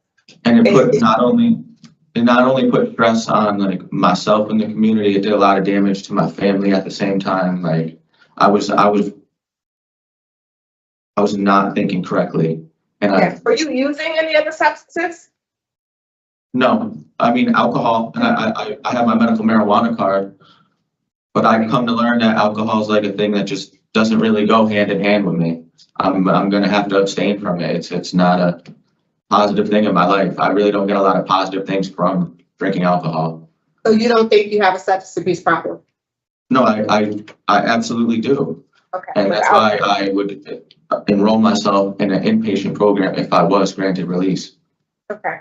Well, I have to be honest with you, Mr. Wolff. I think that's a long shot here today, especially since you are expressing to us that you have a substance abuse problem and you haven't participated in any programs. And I think that you haven't completed any programs because you keep getting disciplinary infractions.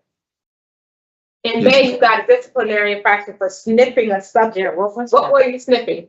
Ma'am, if you read that whole ticket, that ticket was for unauthorized currency. There was people, they used the same generic format for 7 people that got that ticket, and people were smoking at a table in Osborne, and I was at the table next to them playing cards, and they ran down and they stopped every single person, and I had $1 that I had found earlier in the day, and they took me to the box for unauthorized currency. And you got a ticket in April too. What was that for? Yes, ma'am. That was for putting the tattoo that I have here on my hand. And you just had to get that. No, it wasn't. It was not the best idea. I was in a bad headspace. Well, you were in a bad headspace when you were out in the community too.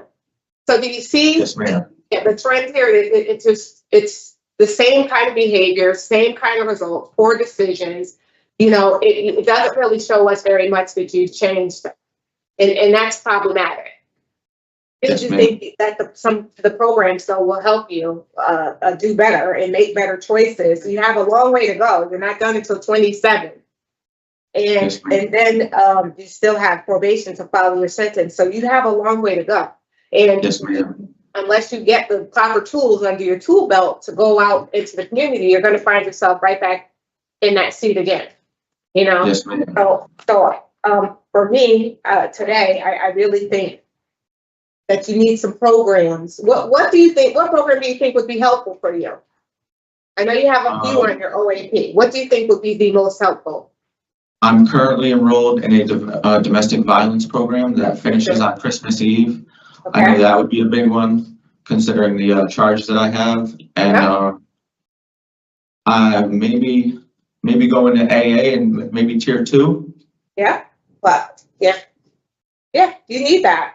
It may be a voices, and it looks like you have some automotive skills. I'm not sure why they have both that on your OAP, but anything that you can do, sir, to help you stray away from this criminal thinking and poor decision making. You're 28 years old now, your brain's fully developed. It's really time that you start thinking about the consequences for your actions. No, you're right, ma'am. And that has like come to a real reckoning recently, honestly. In September, I know this is none of your guys' issue or problem. My uncle, he's kind of like a father to me. I didn't have my father in my life. He got diagnosed with stage 4 bladder and colon cancer, and it spread to his lymph nodes. So yeah, I've come a lot of stuff has come to fruition recently. And you know what I'm saying? Like I said, I know it's not either of your guys' issues or problems. Well, we're sorry to hear about it. We are human. I mean, we do have compassion. But, Absolutely. you know, it's up to you. If you want to be in his life before he leaves this world, then you have to do better. You have to make better choices. Yeah. Yes, All right. ma'am. Thank you. All right, Mr. Wolff, I'm not going to beat a dead horse. I share similar concerns to my colleague, and I would like to give you the opportunity to take some programs, complete some programs, and stay out of trouble for some time. It sounds like you want to. It really does sound like you're motivated to change, but we need to see it. Mr. Cizauskas? I don't have any All questions. right, thank you. Do you want to bring him back? In a year? Yeah, he has to prove himself. No more. Okay. Are you on board, Mr.? Yes. In the matter of Maxwell Wolff, inmate number 442222, I'll move to deny parole at this time due to inadequate program participation and poor institutional adjustment. We'll rehear the case in November of 2025, and we recommend that you take your OAP programs and avoid further disciplinary reports. Second. Is there a second? All in favor? Aye. Aye. All right, sir, we're going to give you another shot at this, okay? Just try a little harder. All right, All right. we wish you the best. Thank you guys. Have a good day. Good. This is the here from Maxwell 444 Yeah.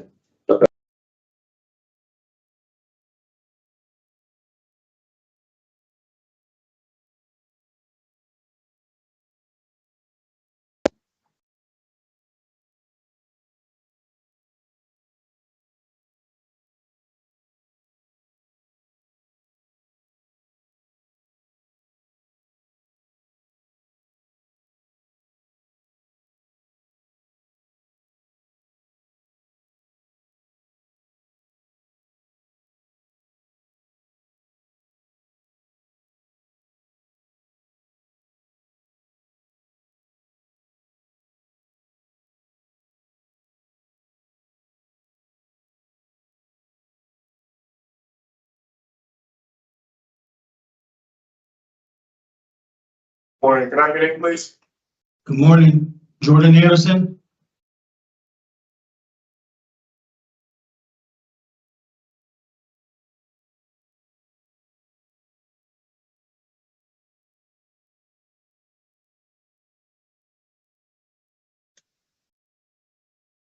Morning, my name is Officer Williams. Today is November 26, 2024. This is the hearing of the Connecticut Board of Pardons and Parole. The following board members are present this morning by stating their names on the record, certified they reviewed all statutory required documents and available pertinent information in preparation of this hearing. Good morning, sir. I'm Jennifer Zaccarini. Councilmember Barry, good morning. Good morning, Robert Cizauskas. Please state your name and inmate number for the record. Good morning, Jordan Anderson, 369-454. Thank you. This hearing is being conducted in consideration for a parole application for Jordan Anderson, 369-454. He is serving a sentence of 10 years to serve for 5 counts of criminal pistol. As of today, records reflect the parole eligibility date of April 2nd, 2025. There is no victim input in this case.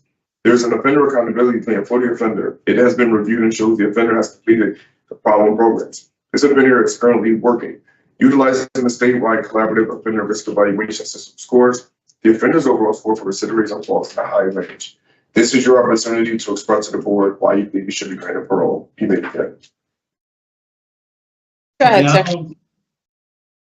May I present my letter, please? Yes, thank you. All right. Good morning to the three of you honorable judges, and thank you for this opportunity to present myself in front of the BOP in hopes of being granted parole. First and foremost, I would like to apologize to the community, my family, and anyone else that may be affected by this case from the bottom of my heart.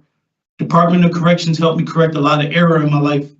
I utilized this time to make adjustments and improvements such as awareness, self-control, socializing skills, and healthy planning. Still few of many traits I either amplified within myself or adopted. I'm confident this new me is fit for integrating back into society with zero hiccups. This incarceration has been extremely beneficial, not only obtaining wisdom, but cutting people out of my life that didn't belong in it. Furthermore, I take full responsibility for my conduct. I realize that the weight of my decisions rendered me to be where I am now. I understand the choices I made and the company I kept came with consequences. Almost 5 years later, I can honestly say that was then and isn't in any form who I am today or what I'm doing now. I made a promise to myself I would be the best version of myself moving forward. On November 15th, I worked with a transitional case manager at Wheeler Clinic to further maintain my sobriety, and in conjunction, my fiance has been researching therapists and life coaches for me. Through the Pell program, I'm currently enrolled at Aspentuck Community College, pursuing my associate's degree in business administration. On my first exam of this semester, I received a B+ in English 1010.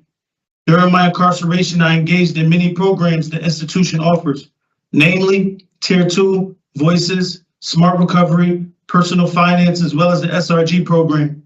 I came to understand that it's not enough to just say I'm going to stop certain behaviors and implement healthy ones as replacements. I had to understand why I made those choices to begin with. Many things in these programs stuck out to me, but one constant theme was people, places, and things. I realized my involvement with my prior affiliation was something that had to change. The absence of my father at a young age left me with the desire for family structure, and I gravitated to that affiliation, willing to accept it in any form available. I realized during this time that this is the people and people, places, and things for me. I always felt the moral struggle in those days, and I am proud to say I made the decision to separate myself because that was a contributing factor to why I'm in custody now, away from my children. And if I'm to break that cycle, I must surround myself with people that reflect the future I want to be a part of.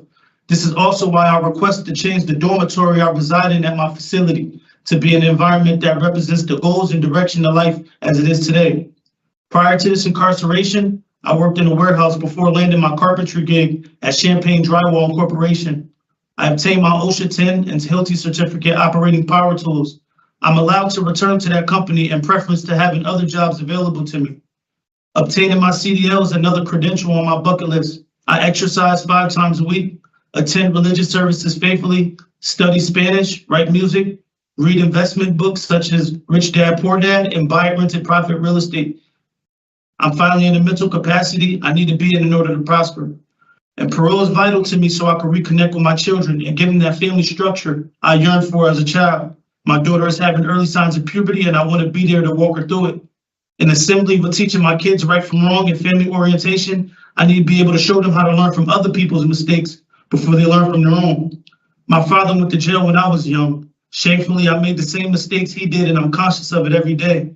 To conclude, I'm more than ready to work, take care of priorities, get life back in order, and live productively. I have a great support system that's rooting for me and will help me transition back into society. I believe my journey in life has been harder because my purpose in life is bigger, so I would greatly appreciate it if you give me a second chance to make a difference in life. Please and thank you. All right, thank you, Mr. Anderson, for your statement. You did a good job, and we appreciate you putting your You're welcome. thoughts down. You gave us a lot of information. We have questions for you. When we're done, we'll deliberate and give you our decision, okay? Yes, ma'am. All right, I'm going to start with a very simple question.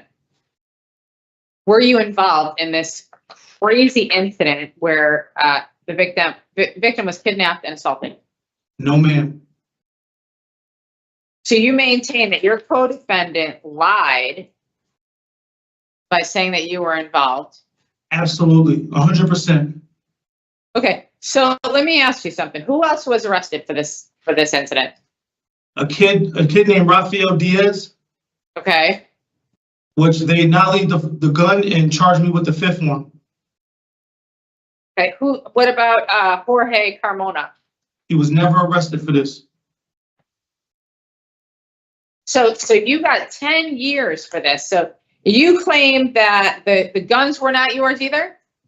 I'm claiming the guns was not mine. Okay, so somebody planted these guns under your mattress and the dresser and socks. Yes, ma'am. Well, who would do that? Why? I had a few miscreants living with me, and I take full responsibility for the bad company I had with me. But that day, when that situation transpired, I was actually in Middletown with my son. And the people I have living with me, they have keys to the apartment, and they was living there as well. And the situation is unfortunate and transpired, but I do believe wholeheartedly that all those guns was thrown in my room. Well, they weren't thrown. They were placed. They were not thrown. Well, sorry, man, but placed in my room, but I wasn't there to know what transpired. I mean, so you didn't know there were guns in the apartment you were living in? I never knew there was 5 guns in that apartment. Kid you not. It's just unbelievable. Really, truly unbelievable. Let's talk about your affiliation with the gang. Yes. Okay, so go ahead. Well, I made a foolish decision as a juvenile and growing up in a household where my mom was always at work and having a father that was in and out of prison or chasing his addiction. I turned to the streets for that love, that support, and it costed me half my life in prison. That's why now that I have kids and I have a bigger purpose to live for, I know that I can't juggle the two, being a full-time father and a gang member. So one of them had to leave, and I'll never stop being a father. So I decided to walk away from that lifestyle. So are you implying that much of your criminal history was due to gang activity? Yes. Okay. So you did renounce, right?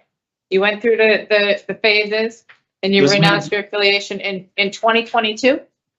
Yes, ma'am. I mean, this is a long sentence, 10 years. I know. For something you say you weren't even part of and guns were not yours. That's a long time. Yes, ma'am. And I would like to conclude that I would like to say that I was on the trial docket for this situation. Yeah. However, my lawyer kept threatening me, saying if you do win in trial, they're going to charge your mom because the apartment is in her name.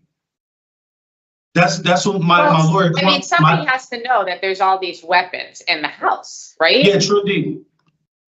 One of the guys that was living with me for sure, surely knew. Yeah, I would think so. All right. Well, we can't change the past. You have to make better choices, obviously, because you're giving up too much of your life. You said it yourself.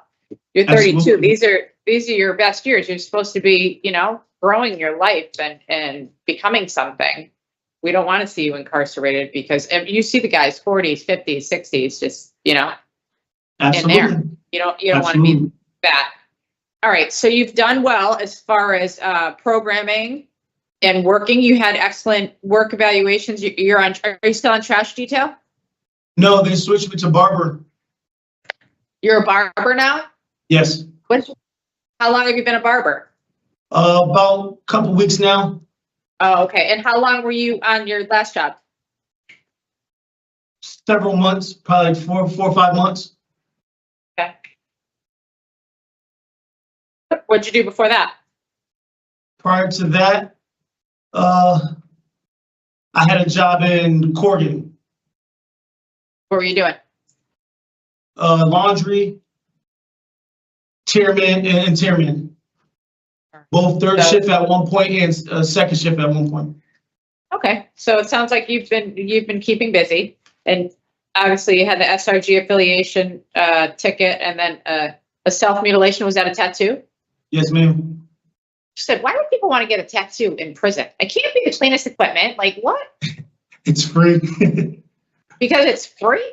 Yeah, it could cost you dearly in the long run, though. Yeah, it can. It can. It can. Wow, wow. All right, and did you say you're going to school now? Yes, ma'am. Okay, how many classes are you taking? I'm not sure yet. This is my first semester, and I'm in English right now. Oh, okay, are you just starting school? Yes, ma'am. Is it through Asnunta? Yes, ma'am. Okay, good. So what is your goal? You mentioned you were a carpenter. You're going to go back to that job when you get out? Yeah, I believe so. I like to stick with my trade, and it's useful around the house and stuff that I need to fix on my own. Yeah. Yeah, it's a great career, and there's a lot of money to be had there for sure. What's your relapse prevention plan? Going to Wheeler Clinic and taking drug and alcohol classes there, Okay. as well as finding therapists or life coach that just stay in my ear and just keep me afloat. Yeah. No, I think that's a good idea.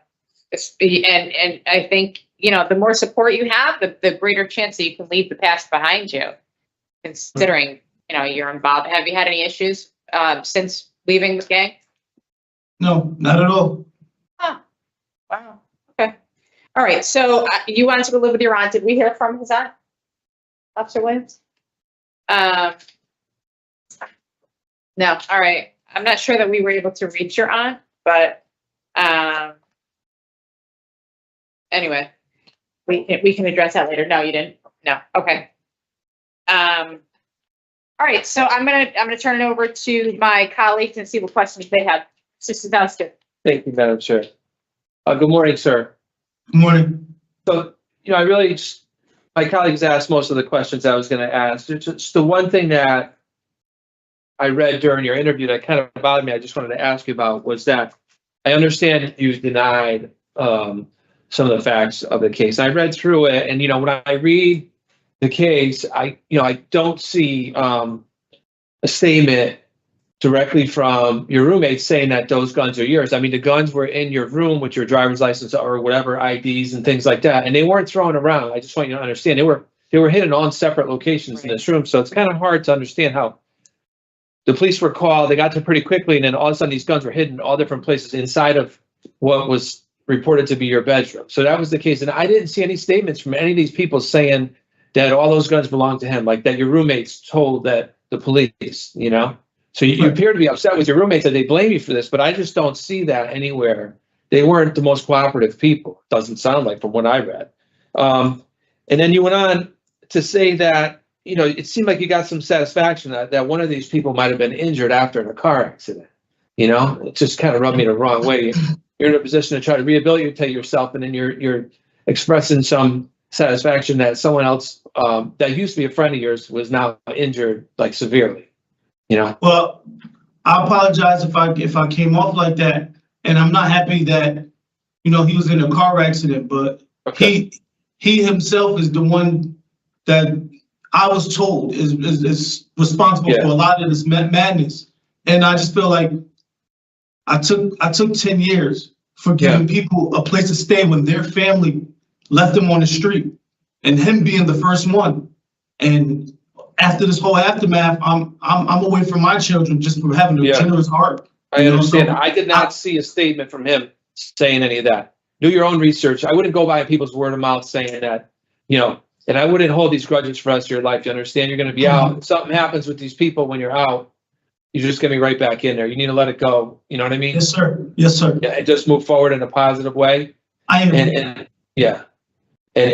not get any kind of satisfaction out of other people's misery. You know what I'm saying? You I'm want to sorry, put your I apologize. mind in a positive place and do positive things to help people. These were not your only crimes, sir, right? You had other stuff before this. You don't deny all of your crimes, do you?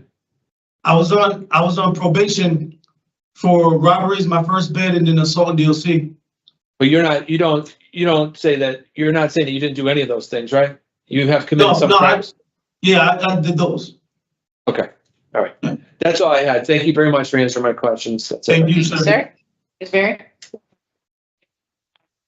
Give us a few minutes to discuss your case, and we will get back to you shortly with our decision. You can listen to our deliberation. Yes, ma'am. Okay, so, Mr. Anderson, do we believe that he had no involvement in the gun or not? No, I don't know about you guys, but regardless, he got a 10-year sentence for this, and it really does appear that he's used this time to try to turn his life around, and it probably matured and come to the realization that he's going nowhere fast with what he was doing out there in the community. So with the positive programs and the ticket, we have a tattoo and the SRG affiliation for which he went through the phases of the program. He's been working. He has a positive release plan that includes employment and further programming and services within the community.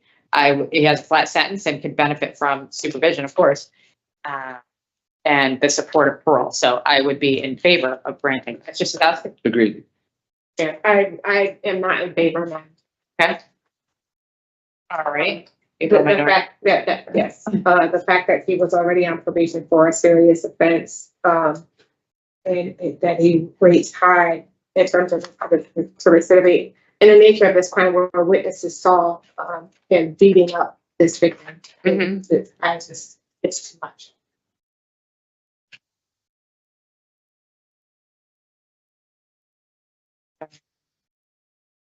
Mr. Cizauskas, what do you have for conditions? I have a general no IC who was Right. the victim. And then And Jorge code Carmona seven- and yeah, Rafael Diaz. okay. And then I also had no alcohol and halfway house if this situation isn't gonna work out. This month. Yeah, we'll have to because we didn't reach halfway house if it's necessary. I didn't have alcohol, but I suppose it could not hurt. Was alcohol a problem, Fred? I read it somewhere, some of these documents. What are your thoughts? That's fine. All right, it's a long way to go. Yeah. It's fine. In the matter of Jordan Anderson, I mean, number 369454, I'll make a motion to grant parole effective April 2nd, 2025 with the following additional conditions. General no contact with IC, he was the victim in this case. No contact with co-defendants Jorge Carmona or Rafael Diaz, and a halfway house placement if it's necessary because we couldn't reach her on. Is there a second? Second. All in favor? Aye. Opposed? This is a majority decision with Ms. Berry dissenting. Did you have a question? Now, I was gonna give you the second option for parole if I can. Yeah, you can't give it to us now. It's a little late for that. But when the Parole and Community Services, when someone reaches out to you, give it to them, okay? All right. Or you can write to Officer Williams with the information if you like, and he can pass it along. Okay, All right? All right, we wish you the best. I appreciate all three of you. Thank you so much. Good luck. This concludes the hearing for Jordan Anderson 36945.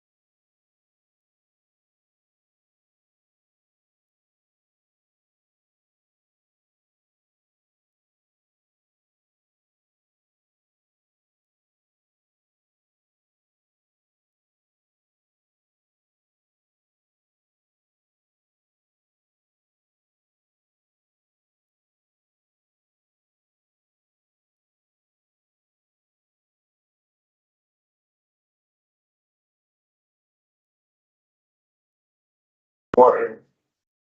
Good morning, sir. Can I have your name, please? My name is Zachary Foster.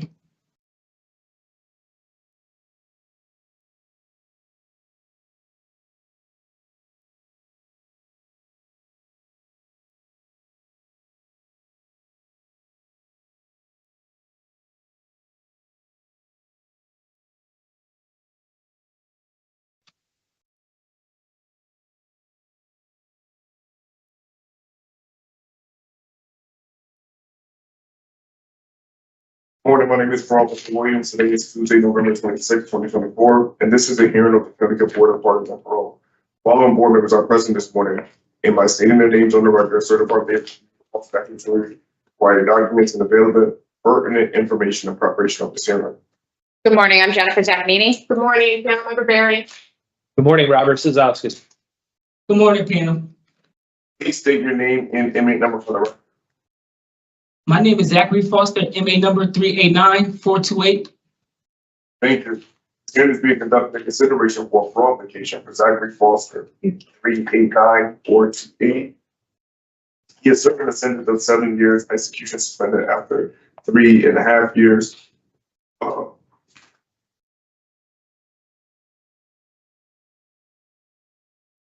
42 months for your probation. And you have to be in probation. Thank you.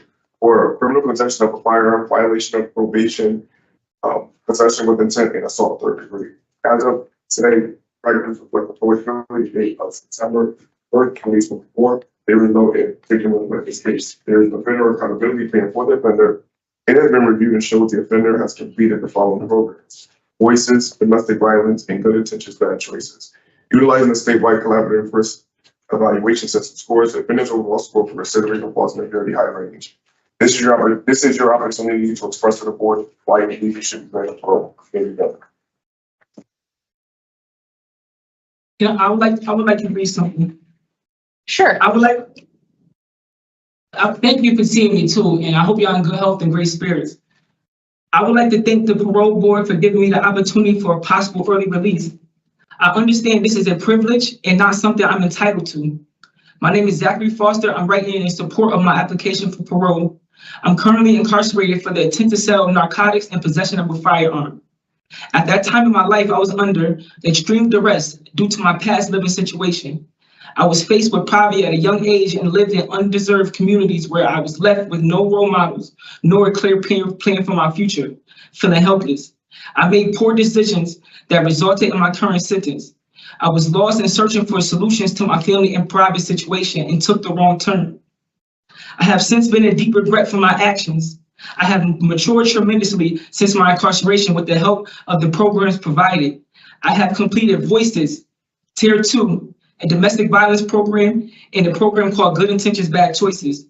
Through these programs and my own research, I have explored and learned other options to create income, and I've learned proper coping mechanisms for my untreated PTSD and anxiety. I believe this will be conducive to returning to society and becoming a model citizen. I will have a 4-year-old daughter on Thanksgiving who needs my guidance and parenting to ensure a healthy and productive life experience. Since being incarcerated, I have took a tremendous loss at the hands of multiple deaths in my family. On July 19th in Waterbury, Connecticut on Thomaston Avenue, my two best friends and my baby sister were killed in a car crash, and I was unable to attend their funeral, causing me great depression and anguish. This loss sparked a new passion for life within me, and I vowed that I would never be away from my family in this captivity again. Speaking to my father and hearing the pain in his voice and not being able to confront him was punishment enough for me. It crushed my soul to not be there physically for my family during this time of loss. If given parole today, I can promise the board that I will make the most out of my opportunity and not reoffend. I now have the tools to build a meaningful life for myself and my family, and I have learned my lesson. Thank you. I also would like to just touch base and be honest on a few things. I'm not perfect at all, and I wanted to say sorry to the victims that I sold that poison to, because they don't deserve that. I carried a firearm because I sold drugs, and I thought I needed to protect myself, and that's a coward. That's what I was. Selling drugs don't come with self-defense, and I should have never, ever did both. In the beginning of my incarceration, I was rocky for me. I was getting in trouble. I caught tickets, still trying to get high, still trying to drink. But 15 months later, I completed 4 programs. I was in tier 2. It helped me a lot. It helped me give me a new understanding that I matter. My victims matter. Other people matter. I never understand what loving myself felt like. But now I love everything and everybody around me. If given parole today, I promise to not reoffend at all. You know, my sister sister's dream before she passed away was to start a nonprofit organization for the youth. So I'm going to follow her dreams for her because she can't no more. Then my nonprofit organization is going to be called I Made the Mistakes For You. I'm going to help all the youth, and I'm going to do my part to clean my community up because I'm the one who tarnished it. I was a wannabe. I didn't understand. And I'm sorry for my cowardly ways. And if you give me a chance, I promise I will never be in front of you ever again. And I know if my life had a report card, it would have F's on it. So it's hard for y'all to believe me, and I understand that. But all I'm asking y'all today is to believe in me, that I can change deep down inside, that I can change, that I can be somebody. I hope you don't close this door on me, because that's all that's been happening to me my whole life, is doors closed on me. And I'm trying. I'm not perfect, but I'm trying. I'm striving for change. I'm seeking change. And I just hope y'all give me an opportunity today for me to be a father. My daughter's birthday is in 2 days on Thanksgiving, and all she asks me when I'm coming home, and it's hard for me to say, I don't know, you know? Yeah. But I just hope today, like, you know, y'all just give me the chance. And I promise, man, I promise I will get my life together and I'll keep on the right track. I know I'm not perfect. And here I go through things every day, man. I try, you know, to be a better person. I do. But like I said, like, I just hope you just give me this chance, please, today. Y'all just trust. You're starting to repeat yourself, so we're going to ask your questions, okay? Yes. You ready? Thank yes. you. All right. And when we're done with our questions, we'll deliberate and we'll give you our decision here today. Yes, We'll begin with my colleague, Mr. Cizauskas. Hi, good morning, sir. How you doing today, sir? Good.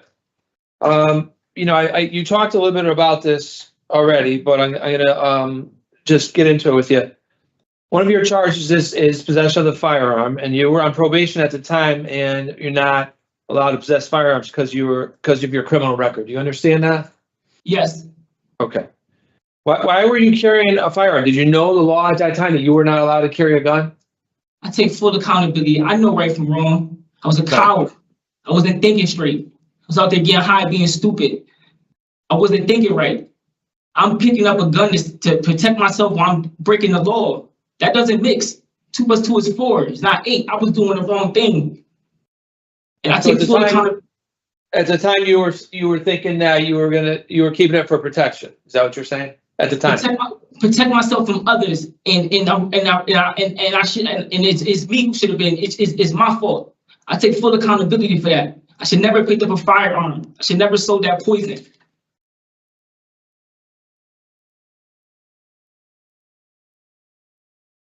I was lost, sir.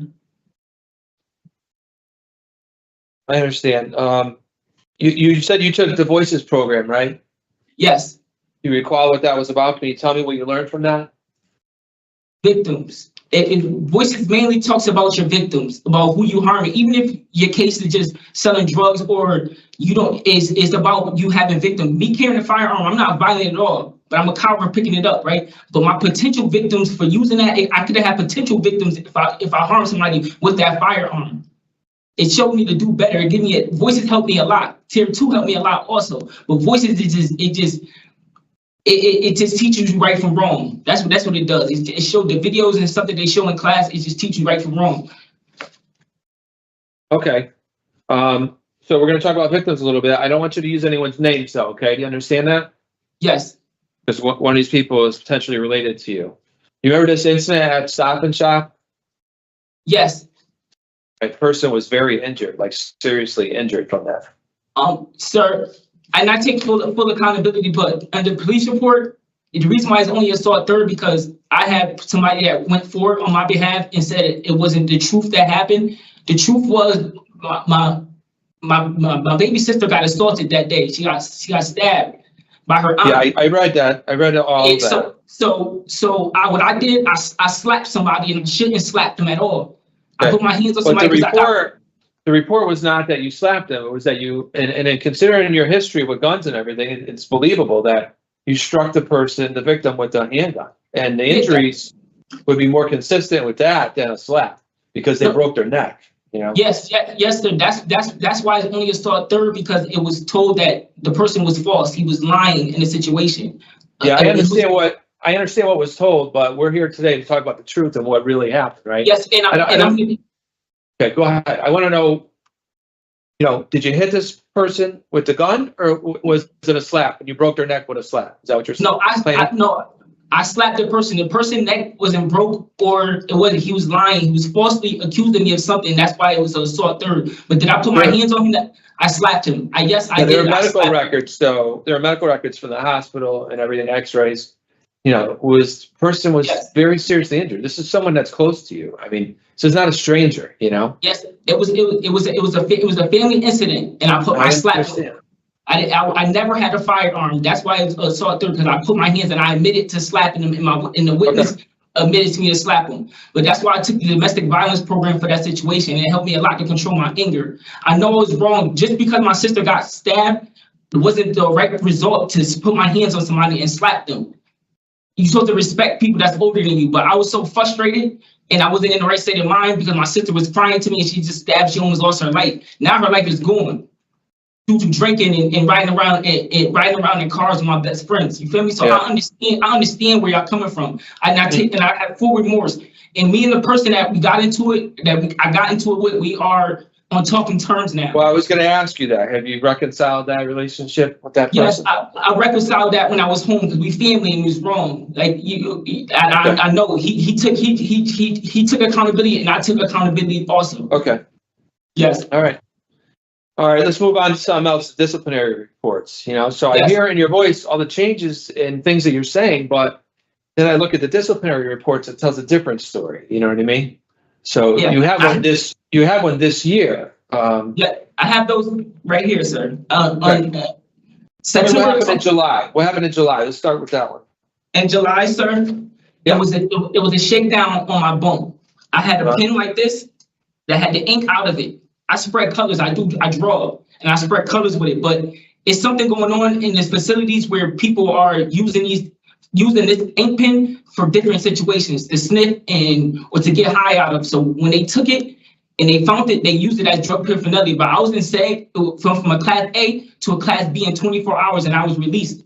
And I was able to complete my program. They did not keep me on my program because they felt that it wasn't used for what the officer said it was used for. Again, I wasn't supposed to take this ink out this pen. If you take this ink out this pen, it's contraband. So I was wrong for that regardless. But it wasn't used as drug paraphernalia. I spread pink with this. But just if I take this top off and take this ink out, it's considered as contraband. So regardless, I was wrong in the situation anyway. But due to that, I was housed in RSU for 24 hours and I was released because they seen how far I came. I don't get in trouble. I'm not a trouble person. At first, in getting into my incarceration, sir, I was hard-headed. I was still lost. I didn't understand. I was in McDougal High bond around people that's never come home. You understand? So I was feeling hopeless. But I turned it around. I completed 4 programs that I tried. And in the process of me catching that ticket in July, I was in tier 2. Usually when you're in a program and you catch a ticket, they kick you out. They did not remove me from the program because they genuinely felt like I was telling the truth. And I hope today y'all believe me too. All right. What about let's go back a little bit farther on the disciplinary reports. You had another one. It's right here. I caught another one 9/12/2023. Yeah. I was unsentenced. I was lost. I was still just being naive and being ignorant, being a coward. That's what I was doing. That was a year ago. That's basically a year ago from. Yeah, 14 months ago. I was being a coward. I was being stupid. I was unsentenced. I was being naive to the fact I didn't have the proper mechanisms or the proper guidance I had after the programs that DOC provided for me. I was unsentenced around a lot of people that didn't have no hope, and I felt like I was in the same boat. So I was still trying to get high, get drunk, do stuff like that when I knew I wasn't supposed to. I was unsentenced and I was frustrated. I was stressed out. But it still doesn't give me the right to be getting high and still being stupid in the correctional facility. Like I said in the beginning, I'm not perfect, sir, but I'm turning it around and I'm trying.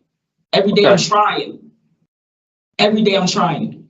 Yeah, I can hear that in your voice. You know what I mean? That you want to do better. You know what I mean? Yes, and I just need the opportunity because the doors always get closed on me. I know, but you see, some of the problems is that you've been given lots of opportunities, you know, and you failed. Sir. Yeah, you failed at community release on 3 different times. You have an escape charge in the past. You know, when you took off from. And I went back to prison, and I came home and I completed parole successfully. When I came home, and I came home in 2020, I completed parole successfully. In 2018, I was very young still. I was very, very young. My first time really incarcerated, my first time seeing the parole board. So when they gave me another chance and granted me parole, I went home and I completed it right. That's why I need y'all help. I need y'all to help me. Even if you stipulate me to a halfway house or anything, I need that guidance. I need that still. I'm not perfect. I made mistakes in my past. Like I said before, if y'all look at if my life was a report card, I would have F's on it. Mm-hmm. Like it's nothing I can say. And I just hope that y'all just give me the chance so I can show y'all that I'm genuine and sincere about change. My daughter needs me. My family needs me.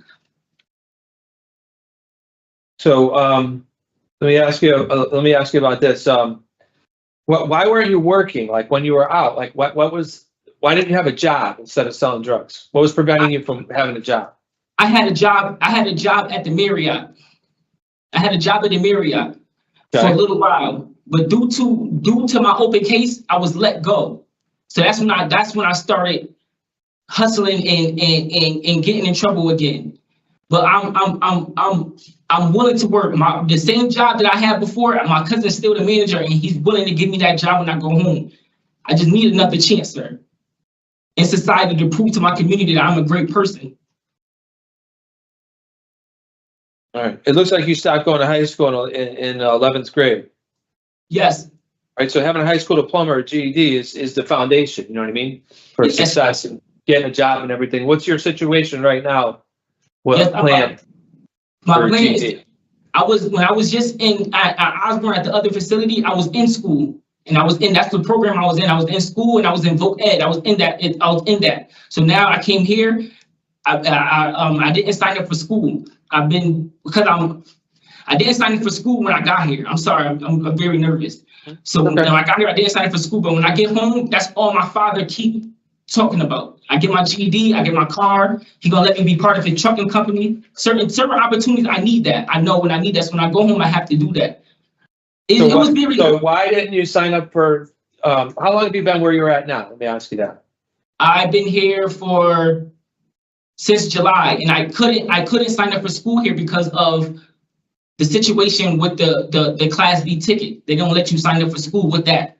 But I already, when I go home, or if y'all give me the opportunity, I am getting my GED. I have a daughter. I can't tell her to go to school if I ain't finished school. You understand? Like, I understand that. I came to jail when I was 27. I'm 29 now. Like, and I look at life very different. I lost my sister. I lost everything in this time. I'm genuinely, I just need the chance, sir.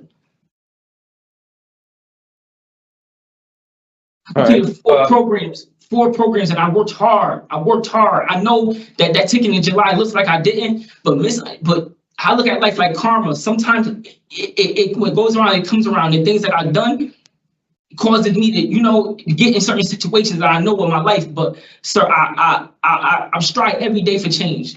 I don't just sit around. I try every day for change. So tell me about the situation where you had gone like a domestic violence situation. It sounds like you were out of control. According to what I'm reading, people were holding you down. Do you remember this?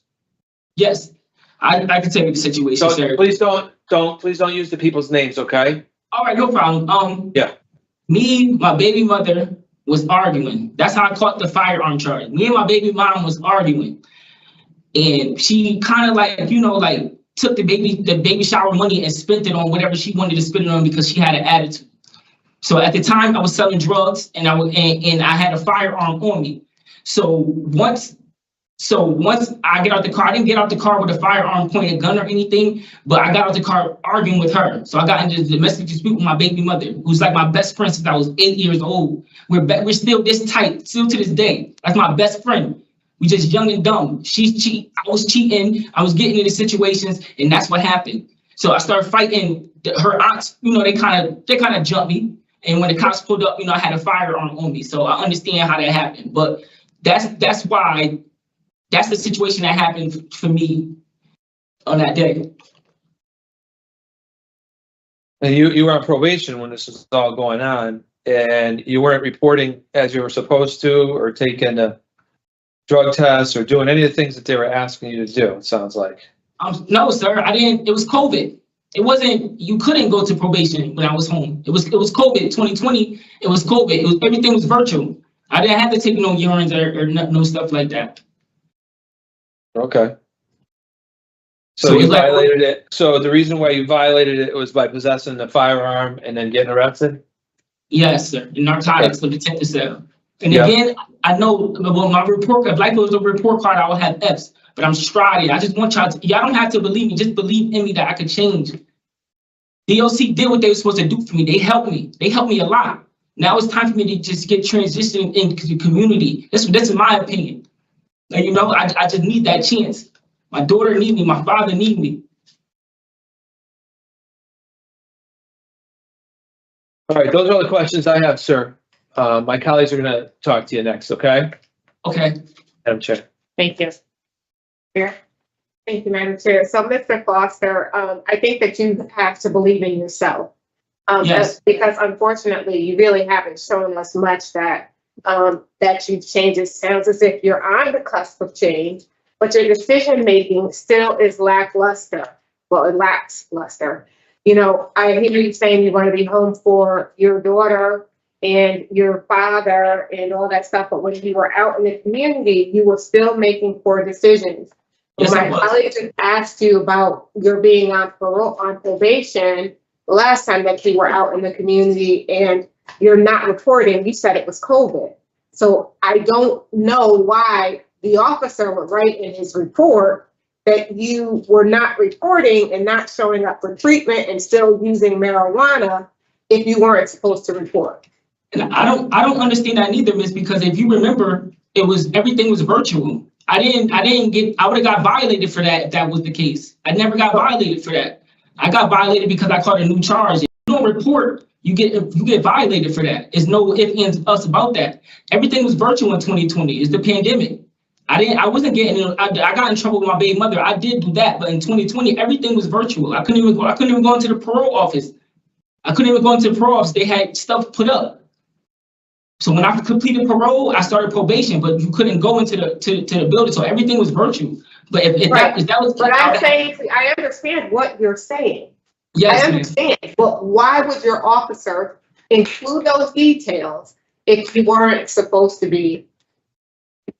It just doesn't make any sense to us. No, and I don't know, Miss, and I take full accountability though, because like I said, I was in the right state of mind. It was 4 years ago. I wasn't in the right state of mind, and I apologize. And I do understand when you say you have to believe in yourself, because I do now. Before I didn't.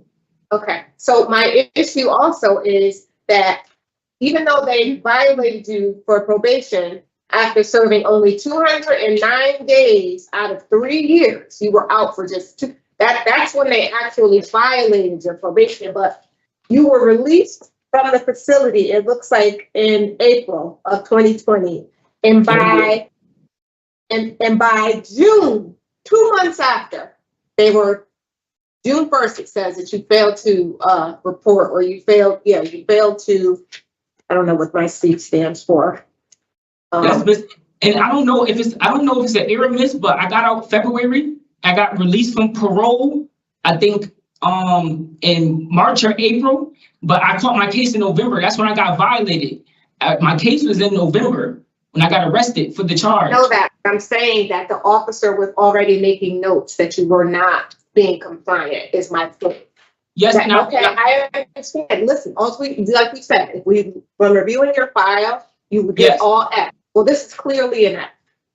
Is all I can say. And while I hear that you're on the cusp of change and what, I'm not gonna say I hear your motivation to change. It sounds like you really have some incentive. You know, unfortunately, I think you really run out of luck here. You've had 4 opportunities out in the community, and while you did successfully complete parole, like you said, that was like a month or 2, you did have 3 failed attempts. And 3 of those because you violated the terms of your probation. Yes, Miss, I understand everything you're saying. I take full accountability. I do, Miss. But like, that's not me anymore. That's not me at all anymore. I know that y'all only can get based off that. If y'all have a whole day to sit and talk to me, I know that y'all will change your minds and y'all will give me the chance. But in this, I know we only got 20 minutes to 30 minutes tops to talk to me. But Miss, genuinely, from the bottom of my heart, Miss, if you could see me in my face right now, Miss, I'm sorry. That's not who I am anymore, Miss. I need that chance. I just want you to give me that chance, please, because if not, they got a spot for me, and I will be in front of y'all again. They have a spot for me again. If I mess up, I know where I'm going to go. My sister had custody of my kid. My sister's gone. Now my kid is with my mother.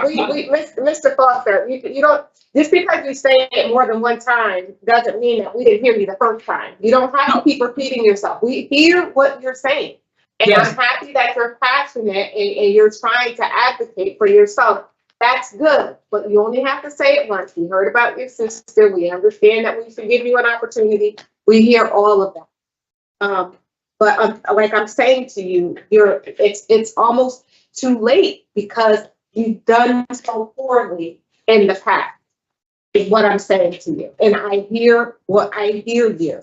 And I wish that I could say, well, okay, let's give it to me. But I'm not sure that I can support, there's not enough here to really support that, sir. Yes, So I'm going to turn the hearing back over to the chair because I really don't have any other questions. But I do hear you. And I just really hope y'all just give me a chance to just prove I can't prove myself here. And I understand what y'all saying that my past is gonna haunt you. Your past haunts you. Yeah. And it's hard for me right now. The reason why I keep saying to believe in me because I did. Y'all all I have right now. All right. And I know it's hard for y'all, but I'm turning it around. I need the chance to go into society, to get transitioned to society. I need that chance. Yeah. I do. All right. I'm going to interrupt you now because we were going to deliberate, okay? You can listen to our deliberation. Please don't interrupt us.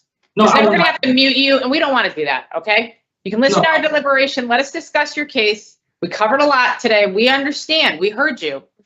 We're going to come back to you shortly with our decision, okay? Yes, Mr. Cizauskas. Thank you, Madam Chair. So Mr. Foster obviously is advocating for himself and expressing how he has changed.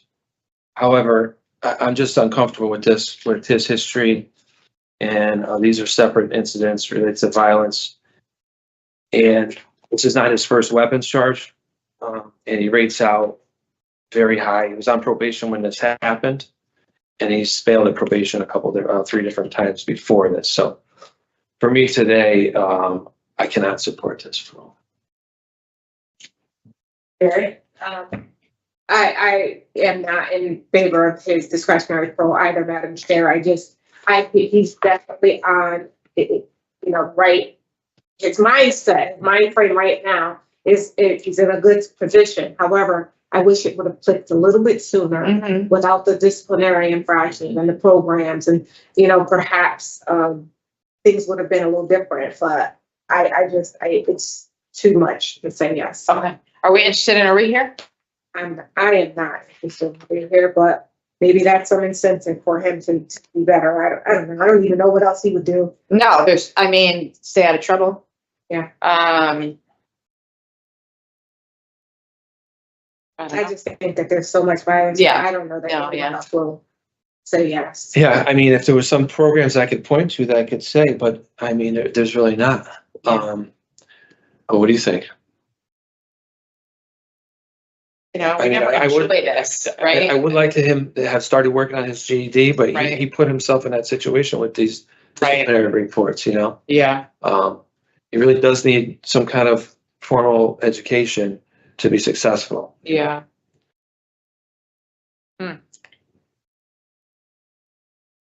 Okay. You raised your hand twice. What do you want to say? Miss, this is my first weapon charge. And I know what it looks like. I'm going to be right in the community. I know it's hard what it looks like, but I'm not perfect. I'm human. So when I make mistakes as I go, I'm getting better. I really am. I just need y'all, please, to just give me this chance to prove to myself. What's his estimated? Let's see, who has him up? Okay, all right, we heard you. Now you're repeating yourself again. His estimated date is April 2nd, 20. He does have carrying dangerous weapon in possession. He does, yeah. 14. April Maybe 2nd. What month are we in? Yeah, it's tight.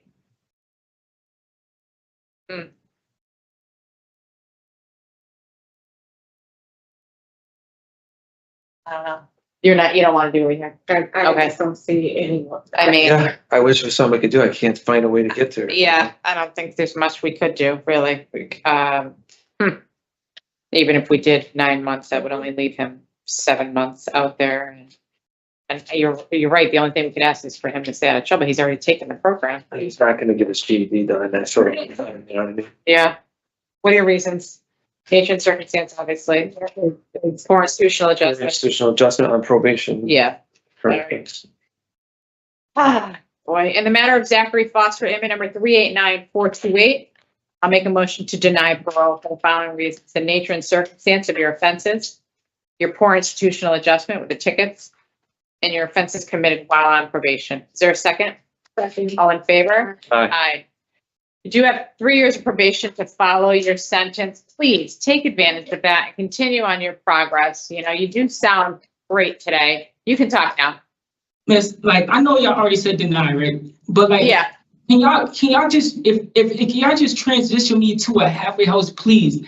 Yeah, I know y'all saying POC can do that. Are you halfway house approved? I know, but I know, but y'all the only one that I'm going to be obligated to talk to. Y'all my only help. If y'all close the door on me, I need your help. That's not true. You have DOC. No, I understand that. Okay. But I need your help to just give me a chance. Today I've been so nervous all day because I know I'm not a bad person. Like, and I know that. And I know you've been given you've been given a lot of chances before, so you put us in a difficult position. We read all the documents. And I understand that, but I'm asking you, please, sir, please, if y'all Okay, can't. so we couldn't get there today, but you can talk to your counselor about going to a halfway house. They're going to consider the same information that we did.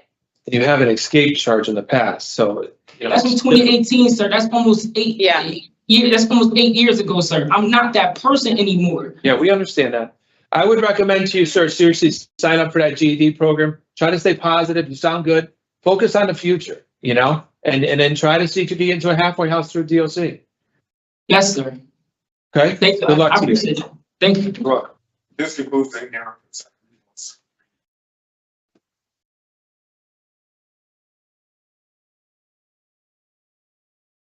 We're going to take a 5-minute recess.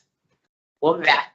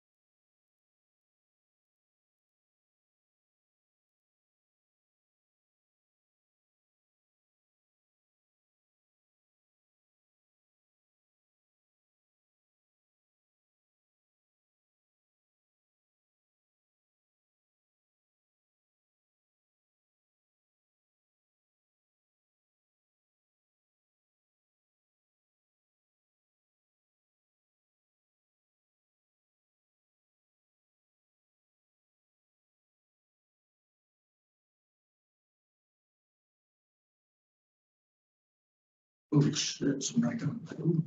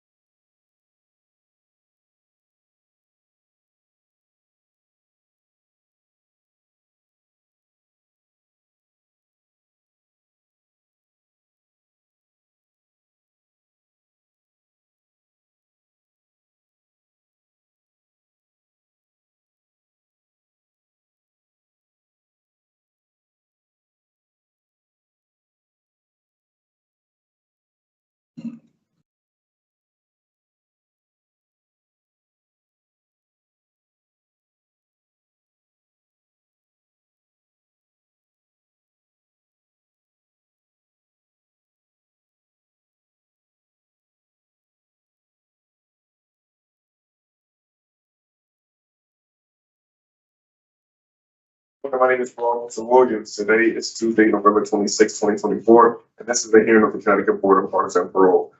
The board members are present this morning. By stating their names on the record, certified they have reviewed all statutory right documents and available pertinent information in preparation of this hearing. Good morning, sir. I'm Jennifer Zaccanini. Panel Member Barry. Good morning, Robert Cizauskas. Please state your name and inmate number for the record. Good morning, name is David Torres, 332-623. Thank you. This hearing is being conducted in consideration for a parole application for David Torres, 332-623. He is serving a sentence of 3 years, 5 years special parole, for 2 counts of criminal possession of a pistol and criminal possession of a firearm. As of today, records reflect a prohibitability date of July 9th, 2024. There is no victim input in this case. There is an offender accountability plan for the offender. It has been reviewed and shows the offender has completed the following programs. Tier 2. Utilizing the statewide collaborative offender risk evaluation system scores, the offender's overall score for considering falls in a high range. This is your opportunity to express to the board why you should be granted parole. You may begin. Well, I know I made a mistake in life. I made many mistakes in life due to, I don't know, maybe cutting corners but as far as the criminal possession of the weapons, that mistake was a mistake that it happened out of fear, I guess, pride, and I guess you could say anger, and it was only to protect myself, which was completely wrong because I'm not in a position to protect myself. As far as I don't have a gun license, or I shouldn't have a gun, so obviously that was a downhill decision that I made, and I definitely realized what I did wrong. I definitely have a different perspective on life after being incarcerated this long. I'm ready to move forward and get back to life as like with a new perspective though, but I don't know. I didn't come in here with something written because I didn't want you guys to think that I'm sitting here with something just lined up, ready to just tell some story or anything like that, but All right. I know Well, I messed up. I'm sorry. We have questions for you. Okay. So if you're prepared to answer the questions, we can start. And when we're done, we'll deliberate and give you our decision. Okay? Yes. Begin with my colleague, Ms. Berry. Thank you, Madam Chair. So, Mr. Torres, I really don't have a lot of questions for you. But one of the things that I did notice in, your application was you're requesting to be released to a halfway house because it looks like you don't have a lot of support in the community. But when the officer asked you about why you were in possession of these firearms, you said that you needed them for protection. And if I reviewed the file correctly, you were living in Waterbury, right? Yes. So you want to return to Waterbury in a halfway house, and it was dangerous. What's going to happen when you feel like your life's in danger when you return to the community? Understandable. I really don't want to move back to Waterbury, but as far as what I know in Connecticut, I know New Haven and I know Waterbury. And I have a job opportunity in Waterbury and I have a job opportunity in New Haven. It's with Napa Auto Parts, which I worked at both of them. So before I got incarcerated, when I bonded out, I was speaking to the manager in Waterbury, Napa, and he told me if I came back with my license, I got a job and I can go from there. But I went to court and got incarcerated. Mr. Torres, that still doesn't mean, so you realize that it's dangerous in New Haven and it's dangerous in Waterbury because of people like yourself, who try to take the law into their own hands, go out and acquire these firearms thinking that they're going to protect themselves if they're robbed or if someone tries to beat them up. And it's just a vicious cycle. I mean, and you see, half the people that we saw here today, well, actually, with the exception of one, all had firearm charges with the same mentality. I understand exactly what you're saying, and like what I said when I'm saying change my perspective on, like I'm at my halfway point in life, the way I'm considering it, and if I need to call the cops, I gotta call the cops. Like I said, I felt threatened. The guy said he was gonna. I'm not trying to make excuses. He threatened my mother's apartment, so I did make a wrong decision. And your mother's apartment. Yeah, because I was staying with my mother at first. I came home to. Your mother passed away in 2021. Right. This happened in 2020. Okay.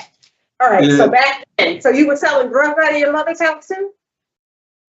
I was selling marijuana. Yes, I was. And that was the start of the downhill because I came home from a car accident with a broken hip. I was limping around. I made the wrong decision of deciding to sell marijuana. And I got robbed. He threatened. I got the guns and nothing ever happened. I moved my mother to a different section of Waterbury and I got the apartment around the corner and I stood with the guns. I should have got rid of them.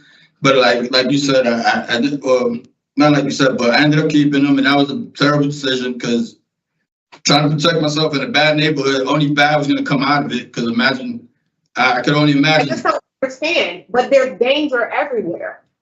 Right. You have to understand that, and it's not necessarily your environment, it's you. If you weren't selling drugs, people wouldn't be trying to rob you or threatening your mother's house. Understandable, you're right about that. And that's- I mean, being even in New Haven, where their crime is very prevalent there. I just, if you aren't living that lifestyle, you wouldn't feel the need to be protected, because most of us here call the police when we feel like our lives are in danger. and that's exactly, go ahead, sorry. We don't contribute to the violence by acquiring firearms. Where do you, I mean, you had $4,700 worth of cash, 2 guns, and ammunition. And you were working at Napa with all this stuff? No, I wasn't working at Napa at that point in time at all. I had just came home from a car accident. I was in rehabilitation for 7 months, and I was walking around with crutches. So wait, you were walking around with crutches, handing out marijuana to people? Standing out there, who? Handing out marijuana to people? Yes, I was. That's a part of me trying to tell you I want to change my life. Like, I'm trying to get back to work, and Sir, but I want to selling find drugs, I see you were caught with possession with the intent to sell in 2009. You had a sales charge in 1998. This looks like your career choice. I really want to change my life. Like, I'm incarcerated at the age of 43. I feel so embarrassed. So, like, I know everything has to change, because this is not for me. I need to get a better job. I have opportunities, not opportunities, but I have the mindset now to really go out and either get a CDL or get a job that's going to pay me enough to where I'm not ever going to, I don't want to sell drugs at all. I don't want to make bad decisions like this no more, because life is too short. I really do understand how short life is, and I see where I'm at in life, and I see I'm incarcerated and where it got me of trying to cut corners. And what's even more crazy, Mr. Torres, is that you think you can go back into Waterbury and think that you're going to be able to participate in criminal activity and nobody's going to watch you, especially when you have a criminal history that dates back to 1998. Well, I'm not going to be participating in no criminal activity. No, I'm saying that that's what you were doing, though. Oh, yeah. Because people saw you selling drugs. I mean, enough's enough. You are old enough. You were working at Napa. You said for 12 years. Right. You need to, I mean, honestly, you're not going to make the money at Napa that you were making selling marijuana or drugs. But, I mean, if you need that kind of money, work 2 jobs. Right? You don't have any children. Like, I mean, you're right. I just don't understand. And that's what I'm prepared to, like, because when I was working at Napa, it was like I was so dedicated to that job that I didn't find my way out of that job to find a better job. But the way I'm looking at it now with technology, I can work there and fill out applications through the phone, and I will find a better job than that. Yeah. I definitely. Yeah. I don't want to sell drugs. People like yourself who are convicted felons now, they have so many different job opportunities for you all. There's so many things out in communities for you. You don't have to work at Napa if you don't want to. They're teaching people in there to get their CDL licenses and so many different things. You don't have to do this if you don't want to, but if you're addicted to that lifestyle, then you're going to be addicted to living life in prison, because that's what happens. And so you're in and out. No, I don't. And I hear the stories of how people come in and they go home and they come back, and I watch people go home and come back, and I'm just, I don't want that to be me at all. At all. I don't want it to be you either, but that's what you seem to be. That seems to be your career choice. So unless you change, people around you aren't going to change. You can change yourself. Right. That's it. All right, Madam Chair. Thank you. Thank you. You know, Mr. Torres, I would certainly like to be able to help you, because I understand you don't have the positive supports, right, that you need in place. You need to build those. Right. Have you started working on that? There's some things you can do. Research while you're inside. I've always been, I went to church when I was younger, and it kind of, when my teenage years and up, I haven't been there, but I kind of got back into, I realized I need to get back into church. That's one, because I'm a God-fearing person. That's why I didn't understand why I had the guns, because God wouldn't, or, you know, somebody ends up dying through me having guns. That would have been, that's not me at all. So definitely I want to go back to church. As far as the support system, I have family in Jersey. I have a cousin who always, when I realized that now that I've been in jail and I speak to her, she always influences me and try to make sure I'm in the right direction, and she supports me for the most part, but she's over there. So I definitely want to make my way back down there, but I got to finish up what I got up here, because which is parole. I got to finish that up before I can make moves and continue, because I want to get back to where I got a lot of support down there with the people I grew up with and my family. But up here, my mother just passed, and my little brother, he has his family up here, and, you know, I'm just the uncle. So it is what it is, and I don't bother him. I let him live his life, and he helps me here and there, but he has to take care of what he got to take care of. So I don't try to interfere. And the way I look at it is, if I can get myself back to work, situated, deal with the parole, and finish that off completely, like I'm not gonna be playing around trying to get in trouble and come back or nothing, but and move forward and go back to where. Go back to Jersey where my family's at and I do want to get a CDL. I got a couple of people down there telling me if I come down there, give me a job as long as I got a CDL license. I want to get to that point in life. Well, what's amazing to me is you held a solid career for many years. So you can do it, right? Yes, I definitely can. I know I can. I've made some dumb mistakes, and I tried to cut corners, which is what I was trying to say. I don't want to cut corners with this selling weed. And I mean, many people come on hard times, and you just have to, you know, maybe get a part-time job in addition to your job, or wait it out, or ask for assistance, ask the state or city or whatever for assistance. Yeah, you're right. I never felt like asking for assistance, or I felt like I was embarrassed to ask for assistance. Yeah. But that was just the way my mindset was growing up. But regardless of that, I gotta get to work. I messed up, and now I'm here, and I'm here. And you know, if you were to go to a halfway house, whether it's on discretionary or special parole, you can go back to work and save up some money, get your own place. And did you have your own place? I had my own place for about a year after the car accident. I lived with my mother for a couple of years. Yeah. And then I got my own place for about a year, and then it went all down. It was a downhill, like a ball just building up. And right. Yeah. I made that mistake. I should have chose a different path. I should have nipped it in the butt. I should have just called the police and I got robbed. Right. But right. That's what. And I know that's the mindset, right? You have to change the way you think and process different situations. Right. That My mother takes always time told me, and effort. Yeah. She always taught me to think before I speak, but now I got to think before I react. I got to plan ahead. I got to put things on pause because I ended up here. Okay. Mr. Cizauskas. Mr. Cizauskas. Thank you, Madam Chair. Sorry. Good morning, sir. I don't have a lot of questions, but when was the last time you talked to people from Napa? How certain are you about this situation of working there? The day before I came in, the day before they raised my bond, my last court date when I was outside, when I was on bond, I spoke to the manager and he told me, he said, as long as you get your license, I got your spot. And that was the Waterbury one. Now, the boss that I was with in New Haven for the 12 years, he always welcomes me back with open hands. And what's going on with your driver's license? It just has to be renewed.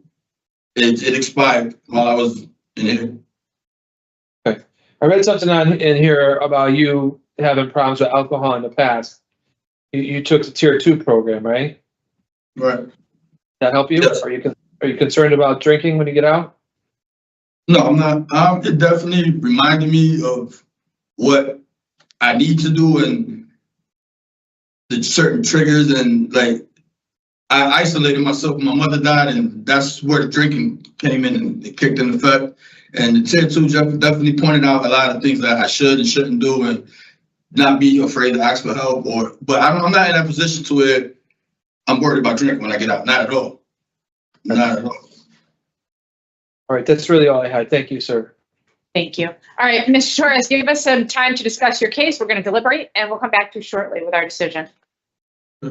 Mayor? Thank you, Madam Chair. I would support Mr. Torres' early release. He's taken the tier two program. I did see the ticket in January that he received, and I also saw that he was released 2 other times and he did not complete them successfully.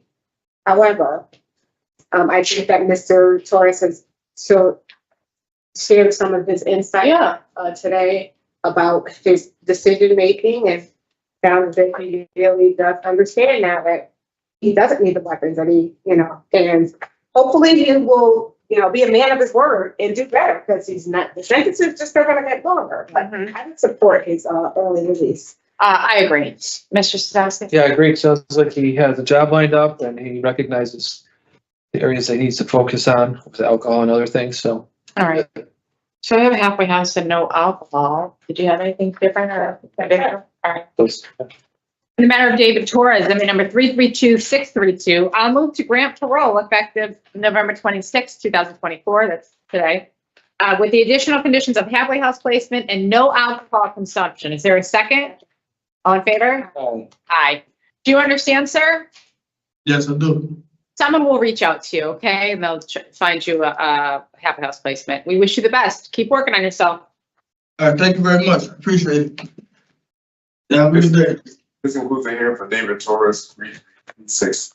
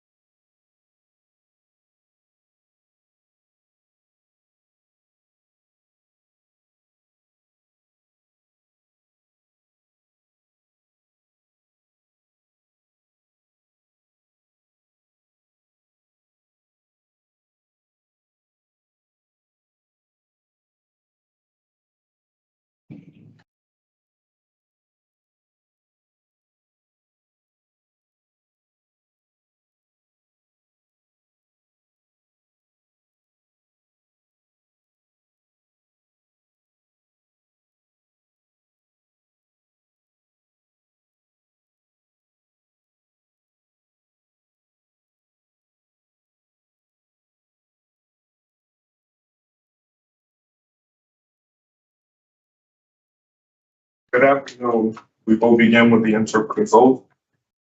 Please raise your right hand. You solemnly swear and solemnly and sincerely affirm, as the case may be, that you will faithfully discharge according to law your duties as an interpreter to the best of your ability. So help you God for penalty of perjury. Good afternoon. My name is Paroles Williams. Today is Tuesday, November 26, 2024, and this is the hearing of the Connecticut Board of Partisan Parole. The following board members are present this afternoon. If I stated their names on the record, certify they have reviewed all statutory required documents and available pertinent information in preparation of this hearing. Good afternoon, sir. I'm Jennifer Zaccanini. Good afternoon, panel member Barry. Good afternoon, Robert Cizauskas. Good afternoon. Buenas tardes, soy el oficial de libertad condicional Williams. Hoy es martes 26 de noviembre del 2024 y esta es una audiencia de la Junta de Indultos y Libertad Condicional de Connecticut. Los siguientes miembros de la Junta están presentes esta tarde y al decir sus nombres en el registro, certifican haber revisado todos los documentos legalmente requeridos e información pertinente disponible en preparación a esta audiencia. Please state your name and inmate number for the record. Victor Andino, 242313. This hearing is being conducted in consideration for a parole application for Victor Andino 242313. He is serving a sentence of 15 years, 12 years parole, conspiracy to murder, assault, first degree, and criminal possession of a firearm. As of today, records reflect the parole date of July 18, 2024. There is no victim input in this case. There is an offender accountability plan for the offender. It has been reviewed and showed the offender has completed the following programs. Tier 2, utilizing the statewide collaborative offender risk evaluation system scores. The offender's overall score for recidivism falls in the high range. This is your opportunity to express to the board why you believe you should be granted parole. You may begin.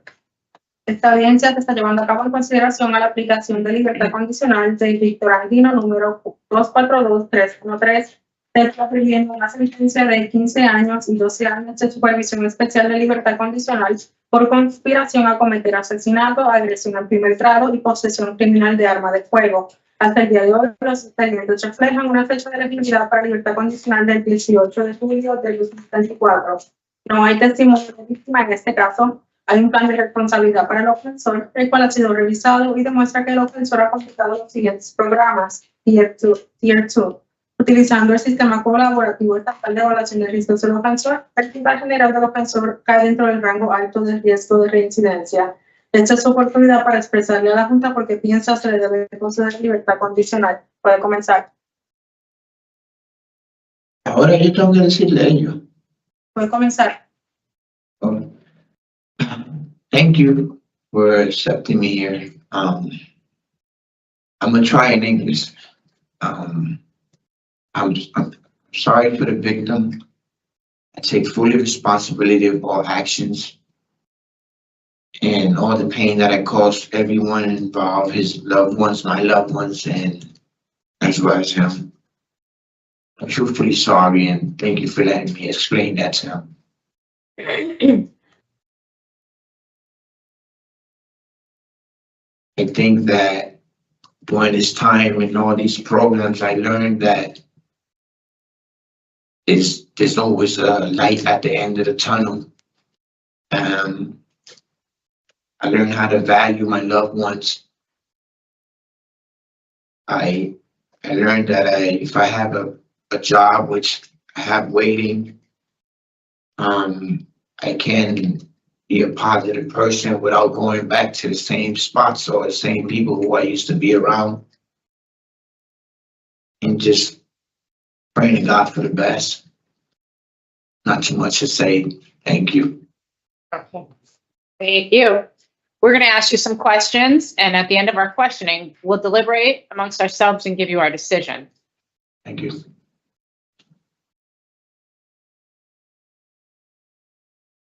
So you said you take full responsibility, but it's my understanding that you deny being involved in this murder. No, I was sentenced to different docket numbers. Right. I copped out under the alpha docket. So what are you taking responsibility for if you didn't do it?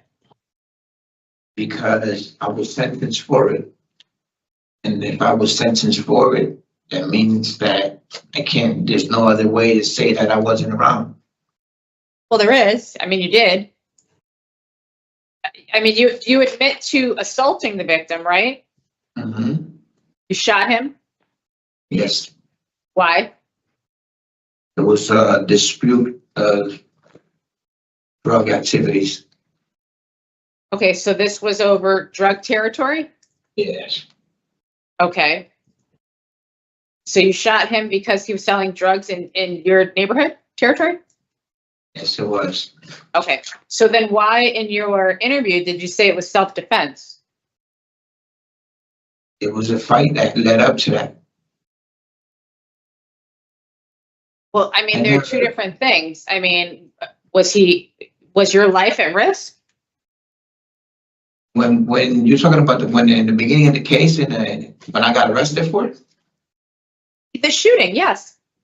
You shot Yeah, him, you right? know In your assault first, right?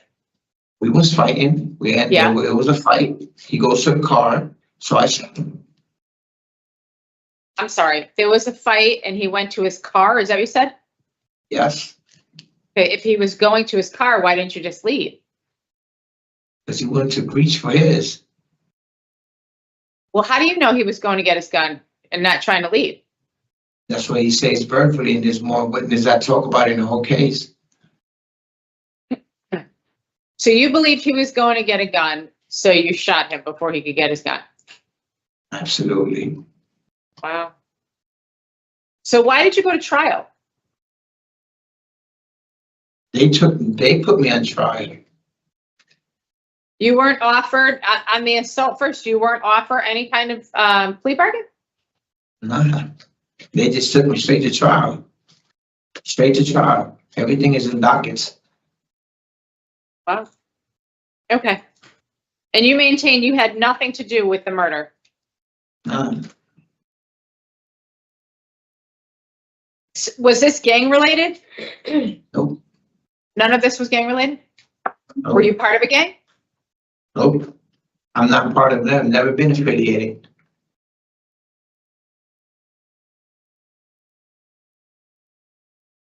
Okay. So you mentioned a job that you have waiting. Where's that? This roofing. Is a friend that I have in New Britain that she's the one that's gonna put me up. She knows all the contacts. I could relate all the contacts. I could get them all. Okay. I'm sorry. Did you say where it is? A friend in New Britain. Where is the job? Yeah, she's the one that works in the secretary, I guess it is, and she told me that don't worry that I have a job as soon as I come out. Her brother's with me. Where is the job? It could be anywhere in Connecticut. It's just fixing roofs. Oh, fixing roofs. Okay. Did we get a letter? Mhm. No, No, you didn't send a No. letter in? no. This is just recently. I didn't even know how to come. They just came last month and let me know about this parole.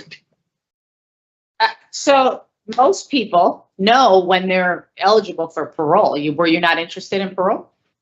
Yeah, no, my eligible was in July and they never seen me, so I thought they was never gonna see me. And you didn't ask when is my parole I interview wrote coming? in. Yes, I did. I Okay. wrote, and what they kept saying to me is, you've been transferred, so you got a new date, they'll get to you. You've been transferred, you got a new date, they'll get to you. That's how Okay. the system. Well, but you works. knew eventually then they were coming, and especially after you had your interview, you knew that the hearing was coming. Yeah, last month I knew. I figured that. Now I A got. month is a long time to get yourself ready and get letters. No? Mhm. All right. Okay. I'm going to turn it over to my colleagues and see what questions they have. Mr. Cizauskas. Thank you.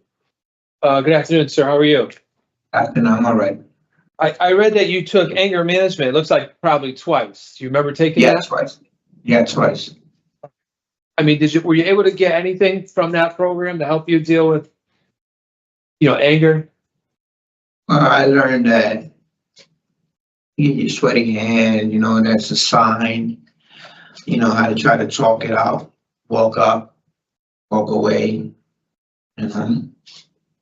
Because, you took that, it's been a while, 2015, and then again in 2017. Mhm. And then I look at your disciplinary reports and you have 18. It's a lot, and some of them are even recent this year. And it sounds, when I read about what happened, it sounds like there's anger involved. You know what I mean? So I'm trying to understand why you didn't use the techniques that you learned in anger management to deal with these situations that you had while you were incarcerated. This one in July, what happened? Well, this recently in July, it was It was with a staff member. I didn't follow up and they gave me a tampering with safety and security. It says that I'm not gonna repeat this language, but there's some swears and stuff in here. You kind of went off on it a little bit, you know what I mean? And to me, you're expressing anger in this message toward the people that were working there. What were you upset about? Well, in reality, I'm gonna be real with you. Yeah. And I'm not a person that likes to lie. I tell you what it is. If him as a man, he talked to me with respect, I'm gonna talk to him with respect. You know, but if in this department, not everybody that have a uniform have morals or respect toward people as us. They treat us way different. And if you notice, that's why a lot of lawsuits is going in because of this department. You know, it's not every one of them. But when there's a parole hearing coming up, and you said you thought your hearing was in July, this was in July. You know what I mean? You think that you would try to use some of the techniques maybe that you learned in anger management to avoid now that's written on this paper. You know what I'm saying? It puts you in a situation that we got to wonder what to do because you have all these disciplinary reports, you know? We're trying to determine what level of change you've made while you're incarcerated, so that way we can try to predict, it's our best guess on what you're going to do when you get out. And then you just have report after report, fighting, contraband, arguing with the staff there. So it makes it more difficult. So that's why I was just trying to understand what you might have learned from anger management. Maybe you could have done that, handled those things differently. You know what I mean? I could have. You think you could have? Yes, I could have. I understand what you're saying about people talking to you with respect, and I want people to talk to me with respect, like I'm talking to you right now, right? Absolutely. As two men having a conversation. But sometimes you also have to consider all of the factors. You know, you're coming up for parole; it's very near, and that's not the time to start getting tickets. You know what I mean? Let's move on to some other stuff. Where are you gonna live? Like when you get out, where are you gonna live at? Manchester. You know that area? No, just my fiance is the one that know. I don't know anything about it. So none of this stuff that took place with you years ago is anything affiliated with that town at all. No. You're moving on. You're moving on to somewhere different. Yeah. Right. Absolutely. Do you have any contact with any of these people that were involved in this, or a bunch of different names that were affiliated with these two cases? You know, you haven't seen any of these people while you're incarcerated. Talked to them on the phone. None of that. No, I don't. I turned my lights off with everybody. I just changed my whole life. What about the victim's family? The victim's family or any of the victim's friends? Have you seen any of those people? No. No. All right. You got a drug score from DOC. You know what that is? They give you a number, say how bad your drug addiction might be. They gave you a 4, with 5 being the highest. You know what I mean? You understand that? Yeah. Okay. If you don't understand something I'm saying, let me know, and I'll have the interpreter interpret it. Okay. Good. So, but then you receive some disciplinary tickets while you're incarcerated for like illegal substance situations. It looks like you completed a tier program in 2019. Can you talk about how you plan to remain sober in the community? What are you going to do when you get out to stay? I'm gonna try to go to wherever clinic I have to go or meetings on my free time when I'm not working. Just try to stay occupied and when I stay in the house. Okay. Have you ever gone to NA or AA meetings there in the facility? I went a couple times in Chester. Yeah. How long ago was that? Maybe like 4 years ago. Yeah, I mean, as you're getting closer to the time that you're going to be leaving, you should really go, because it's different staying sober incarcerated than it is on the outside. You know what I mean? Mm-hmm. So you should really prepare yourself for that, regardless of when you're going to get out. You need to be ready so that you're not going to fall back into that trap. Okay, thank you.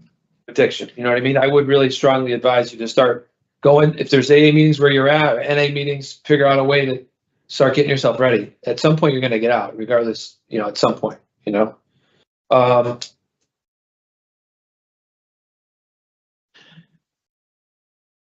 Yeah, I think that's it. My colleague asked all the questions that I was gonna ask about these incidents. So that's all really I had. So I'm gonna pass it on to my other colleague, Madam Chair. Thank you. Ms. Berry.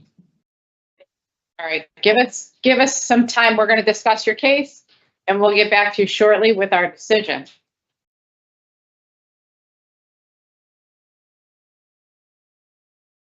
Okay, so Mr. Andino, he's taken some good programs.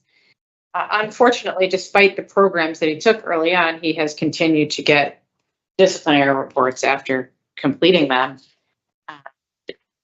In addition, these offenses themselves are very concerning, and I don't think we really got many answers today other than what we've had in the record.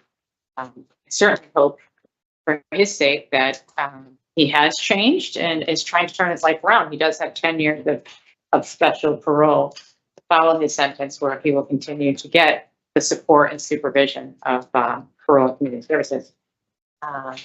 I would not support a grant today for the reasons that I've stated. Mr. Cizauskas? Yeah, thank you, Madam Chair. I do hear him saying a couple of things about how he's trying to change, but he just has not reached the level of adequate level of change at this point with these disciplinary reports, and some of them related to contraband and others related to anger. I'm not supportive of it today. Ms. Berry? I agree. Okay. Okay, so reasons for denial, we have nature and circumstance, criminal history, and poor institutional adjustment. I think that we talked about pain in connection with the disciplinary infractions. I would think that. I mean, I do hear a little change. I just think there's a lot more work to be done.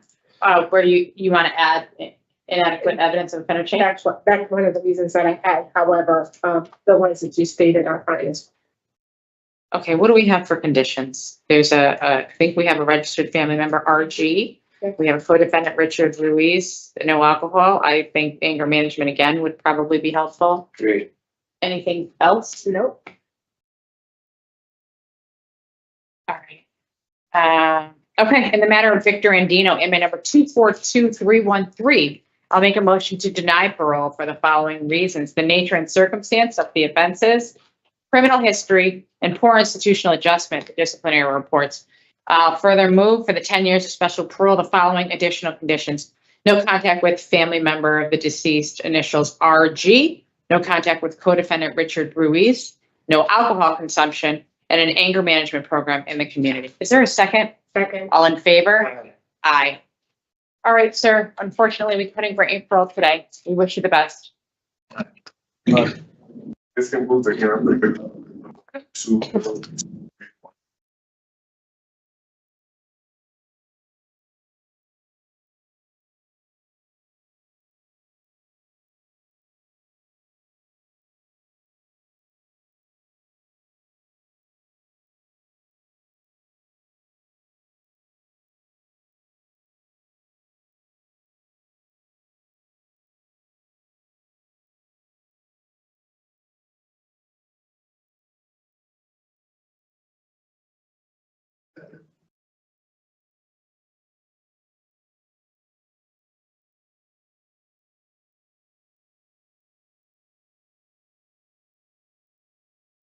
How are you?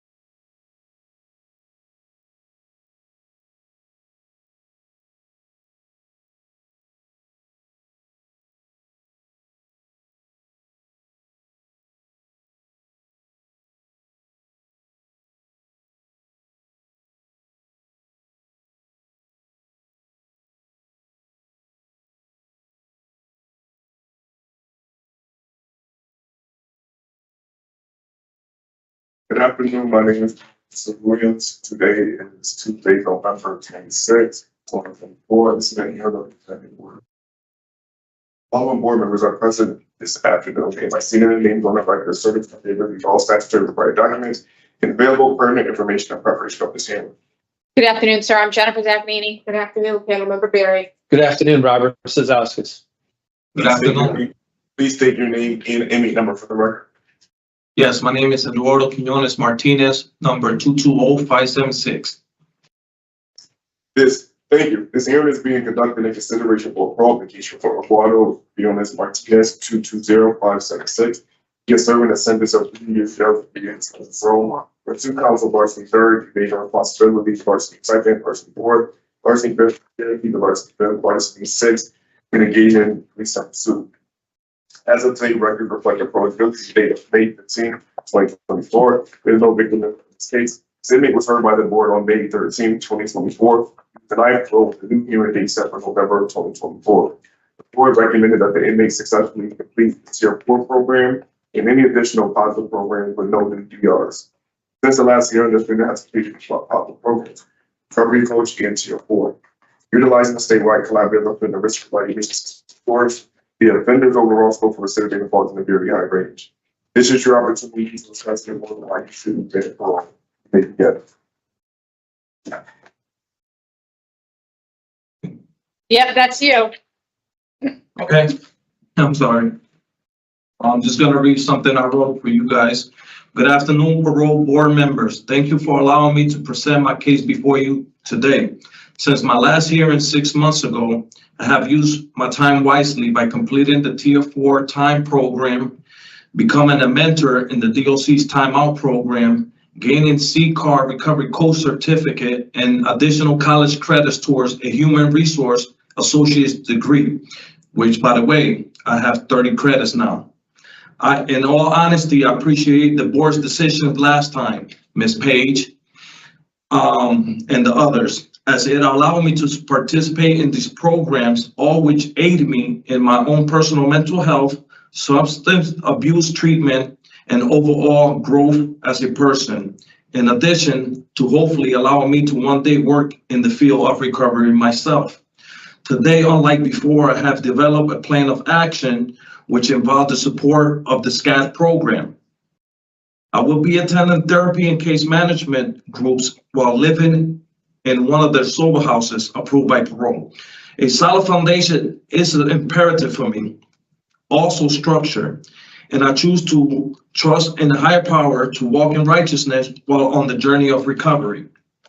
I am willing to go to any length to stay clean this time by attending NA and AA meetings on a regular basis, get a sponsor to help me and support me with the 12 steps of recovery.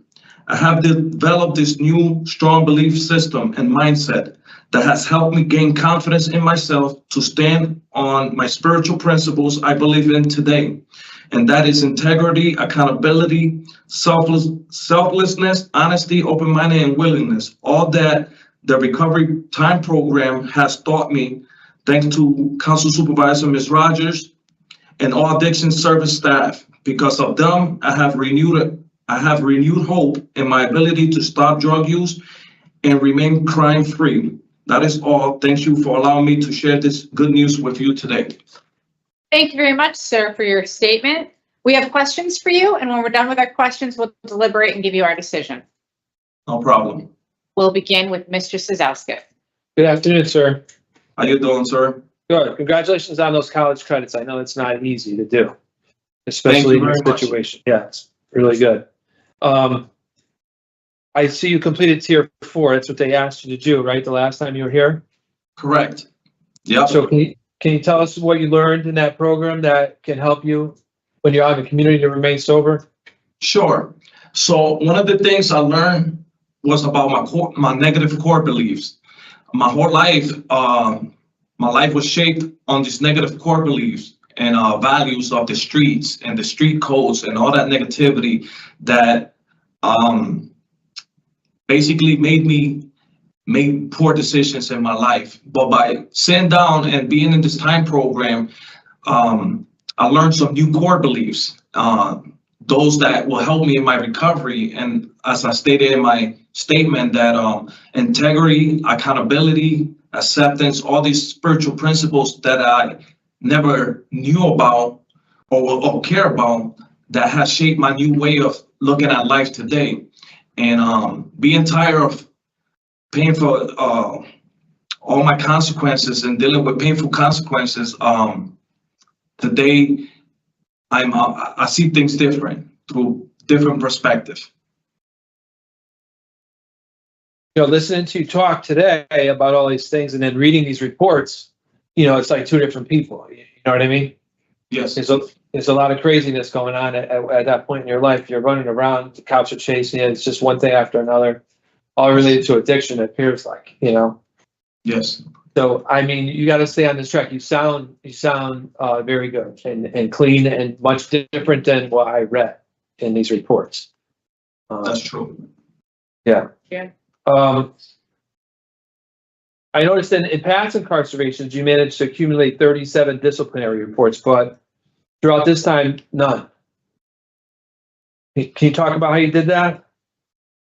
Well, honestly, being sick and tired of just dealing with painful consequences due to my actions, I learned to put my pride aside and become humble. And that only comes from me dedicating time to read the Word of God, and implementing those things that I'm learning, not just through the Word of God, but through recovery. So since my incarceration, from day one, I've been studying the Word of God, attending services. I have not failed one NA or AA meeting, and we have that 3 times a week here in Carl Robinson. I was in the program for like 10 months, and now I've been a mentor for approximately 5 months. The reason I took upon this mentorship responsibilities because I was challenging myself, doing something uncomfortable to see if it's true that I want to do recovery. If I was still stuck in that negative mindset, I would have not stepped up to the plate, because this mentorship position, it is truly a responsibility, and depending on how one goes about it, will determine and show the change in one person or not. And I've been stepping up every time. I've been dealing with integrity, honesty, and just commitment. And I am proud to say that I see the changes in myself. I don't necessarily need somebody to tell me that I've changed, because I know I've changed, and that's how come I haven't gained one single DR. That's the truth. Nice.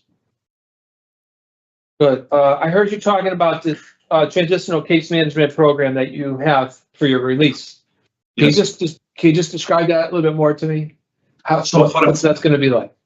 So what that entails is, and by the way, they've been coming to see me, my caseworker, for approximately 6 months. And he wrote a letter that you perhaps have in your files, but nevertheless, he's been coming to see me. You know, we've been doing paperwork, and not to mention, he's just been like helping me with this plan of action that is gonna, once I'm out and I'm in the sober house, I will be doing groups therapy sessions with him, and doing once a week group sessions based on relapse prevention per se, because they be having multiple different groups. There are 1-hour groups, and there I will also be, you know, doing the urinalysis and samples for them. That it just helps me do my programming, which is called outpatient. Aside, that's with the SCAD program. But aside from that, I know to go to meetings on a regular basis, pretty much every day, and do a separate programming, which is for myself. They both for myself, but one is like going to the place, and one is going to a different place, all revolving around recovery. Yeah, it sounds like you have a good plan. You understand what the problem was, and as you're going to really have to work hard, though. It doesn't just go away like you said, like you know. But definitely. Yeah, you have a very strong plan from what I'm hearing from you on how you're going to stay sober and crime free. Yes. let's talk a little bit about college. So when you get out, what's your plan for college? Do you plan to continue? So, being that, well, I'm gonna take it one day at a time, but if I were to say yes, I will continue to pursue to further that education, because when I got involved with the Asnatuck Community College, it's called a Second Chance Pell program. And what they offering was a half associate's degree. And that's what I got, a half associate's degree. If I want to make it to associate's degree, I will have to do that at some point, but my recovery comes first. Once I'm established with my recovery at some point, then of course I'm open for that, because I do want to work in the field of recovery. And with the credentials I got and my CCAR recovery coach, I could definitely step into that at some point soon. Yeah, so I think that's, your priorities are right, you know what I mean? Take care, take care, make sure you're good. And then when you're ready, you did all that work in those college classes, you know what I mean? You're halfway done. Absolutely. So, yeah, when you're ready, you should, I encourage you when you're ready to finish that, Yes. And I do believe I'm gonna be working in the field. I'm gonna be one of those guys.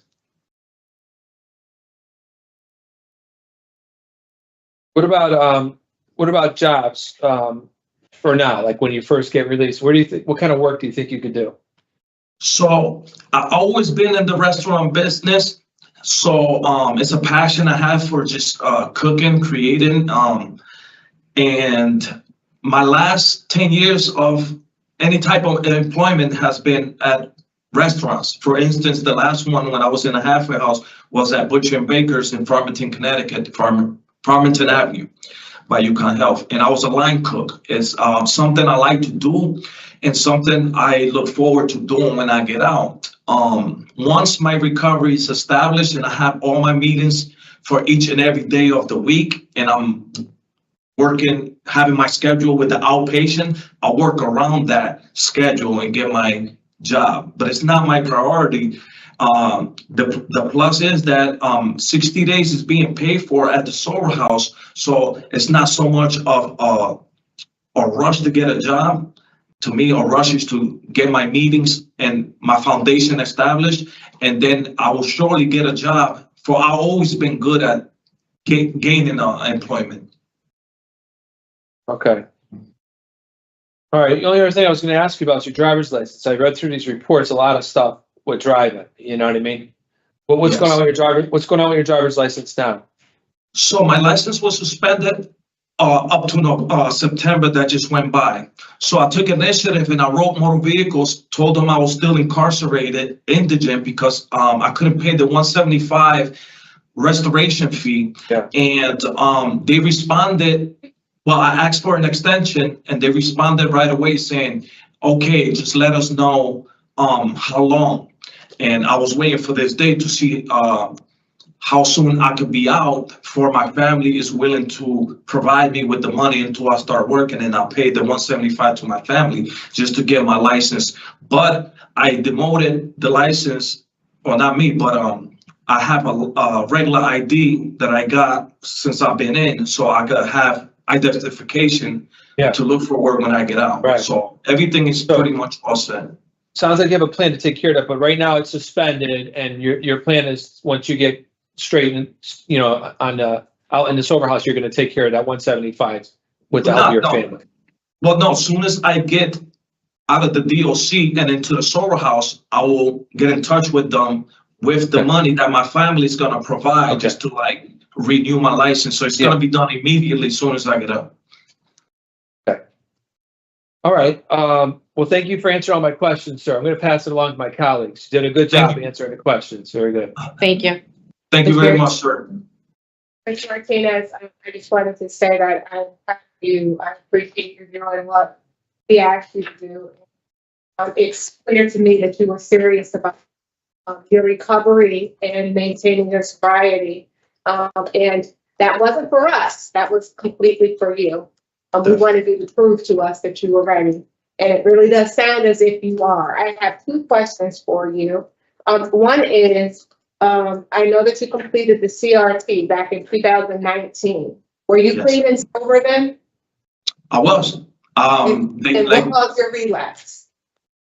All right, so on that sentence, I did it was an 85 sentence, and I went to the halfway house, and while in the halfway house, I went to once a week meeting, and I did the CRT, and I stood clean while in that control environment. It seems like ever since I started to really put effort into changing while in the control environment, I stopped getting tickets.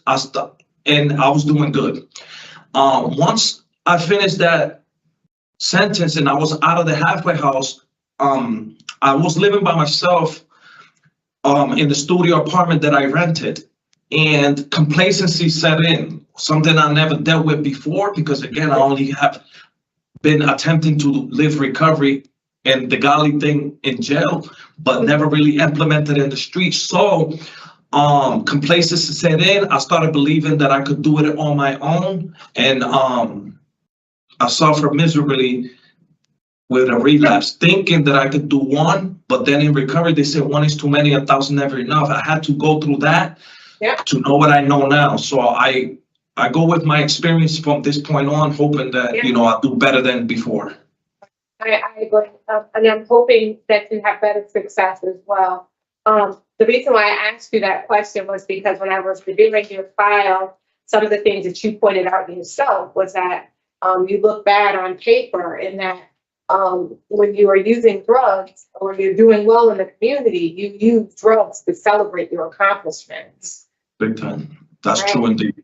And so I'm hoping that that's different now. So tell us how you intend to celebrate your accomplishments going forward.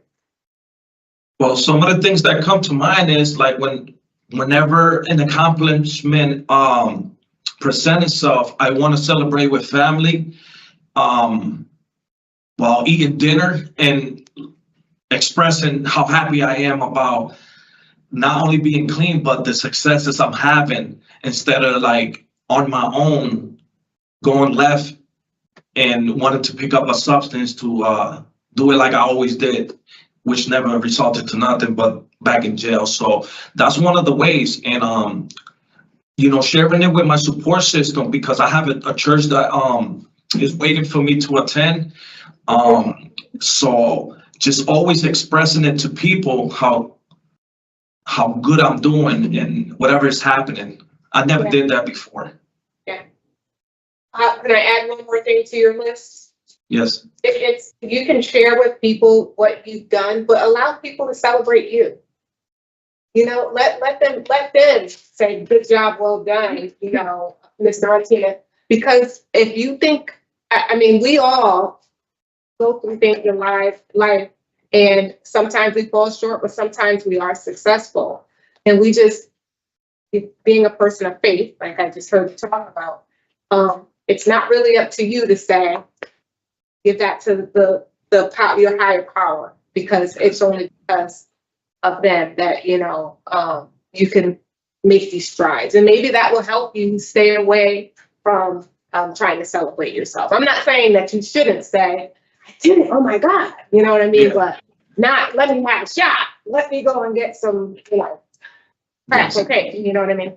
I am proud of you though, and I'm happy that you were able to comply with our request. And I'm hoping that you be successful and utilize your parole officer as support out in the community, because they are there to hold you accountable, but they are there to help you successfully complete the remainder of your sentence. They don't want you to come back in prison, because if they did, we wouldn't have any of them out there. You know what I mean? So Correct. Their job is you. So take advantage. I'm sorry to interrupt. Can I interject? Sure. Going off of what you just said about the parole officer, that's what the way I answered his question about what I learned in the time program was that the negative core beliefs led me to bad decisions. And my negative core beliefs about cops was that they are corrupt, they're no good, parole officers, they out to get us. That negative core belief played a role in everything. But today I'm like, no, it's that I never asked and I had a negative mindset. My perception changed. And now today I'm like, okay, if I need help, I'm sure that they're gonna provide me the help me and guide me. So I needed to alter those negative core beliefs, and that's something that I learned in the program. Good. Truly, You have to work it though. Remember I that. have to work. I definitely have to work it one day at a time. Good job, sir. Thank you. Thank you. Thank you. All right. Sir, give us a few minutes to talk about your case and we'll get back to you shortly with our decision. No problem. Mr. Cizauskas. So, Mr. Quinones-Martinez has done everything that's been asked of him since his initial hearing. He's not received any disciplinary reports, and he has a very good release plan and was able to articulate how he has changed. So I am in favor of granting parole today. Thank you. Yeah, come on. All right, so we need a halfway house, no alcohol, there's co-defendant and operation of motor vehicle. Anything else? So In the matter of Eduardo Quinones-Martinez, inmate number 220576, I'll make a motion to grant parole effective today, November 26, 2024, with the following additional conditions. No consumption of alcoholic beverages. You'll parole to a halfway house. You're to have no contact with your co-defendant, Tina Fortino, and no driving without your parole officer's permission. Is there a second? Second. All in favor? Aye. Okay, you understand, sir? Yes, sir. All Okay, right. yes, Wish ma'am. you the best. Thank you very much. Have a great day. got a nice job. This is the air. Yes, 0576.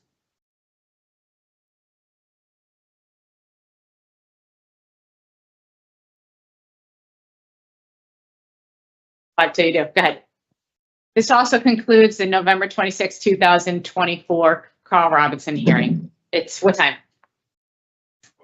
At 12:57 PM. Thank you.